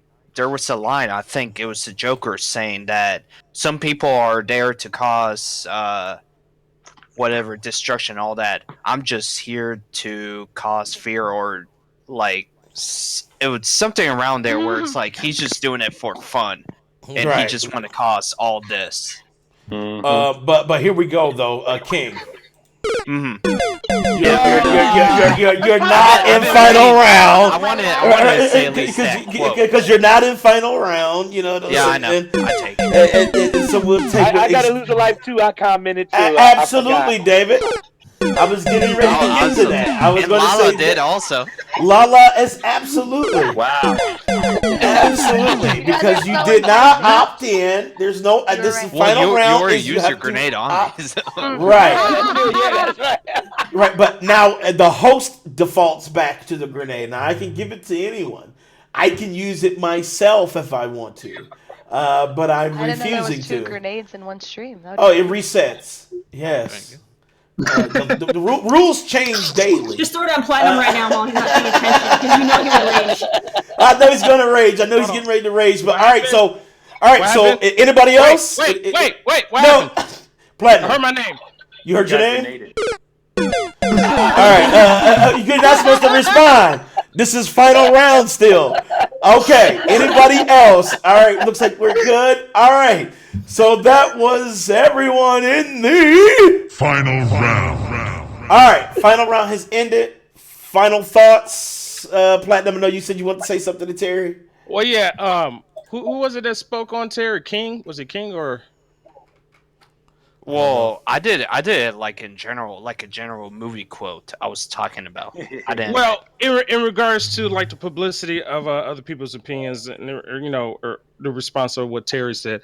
So it's not that the gamer thing is overrated or sucks to. It's the platform you're on. It sucks to be a streamer because you're presenting and advertising the games that you're enjoying playing. Of course, you open up that gateway, a window for other people to criticize what you're doing. So it's a double-sided sword. You're gonna have to take it either way. You know what I'm saying? So it's like, yes, because you're in the public. Yes, absolutely. Sense. So you can't really say like a gamer because anyone could be a gamer. I can say a gamer because you can be offline as a gamer. And not have no one's opinions. I am saying as a gamer because I will get the same amount of shit for games I don't even stream because people don't like them. It doesn't matter if I'm streaming them or not. The thing is, you got to take that responsibility. You open that. Responsibility. I have to be responsible for the games I like. Fuck off, man. When you stream, fuck yeah, like you have a. I just said for games I don't stream. There's literally games I will play and I do not stream, and people will still say like, that game is trash. How do people say something unless you advertise it or something? Dude, I can go right now and know what games you play by looking at your goddamn trophies, man. I mean, you don't have to stream that shit. That's true. That's true. That's true. Well, yeah, but that's still open. But that's open up to the peers as well. I mean, that's enclosed, like in a close proximity of your circle. You know what I'm saying? That's a circle, and that's the big circle. Open it up to the public. So it's like, it's not. I don't think it's the fact that it's a gamer. It's like being a streamer. It's being a gamer. You can't because no one come up to me and criticize me or anything like that. So you cannot even go in passing and just tell somebody, "Hey, I just started playing this game," without somebody else having an opinion about how you're trash for playing that game. You don't have to be a fucking streamer to have that happen to you, man. Well, that's true though. I do agree with that. I've gotten into arguments. People tell me, and like I don't give two shits. It's like that's when I stream. You know what I'm saying? But when it's offline. It is whatever, you know what I mean? It's like, no matter if I'm streaming or not, man. Like people just want to hate on everything. Nobody's happy anymore, and it just makes gaming for me very unfun. The thing is, people criticize games for centuries or eons on time. Like even before you just it's a lot worse now than what it was when we were kids. I mean, when we were kids, yeah, we made a hate of shit, but we still played it and had fun. Today, you can't even have fun playing it without everybody, just ruining everything. It's not fun anymore. It's really not fun.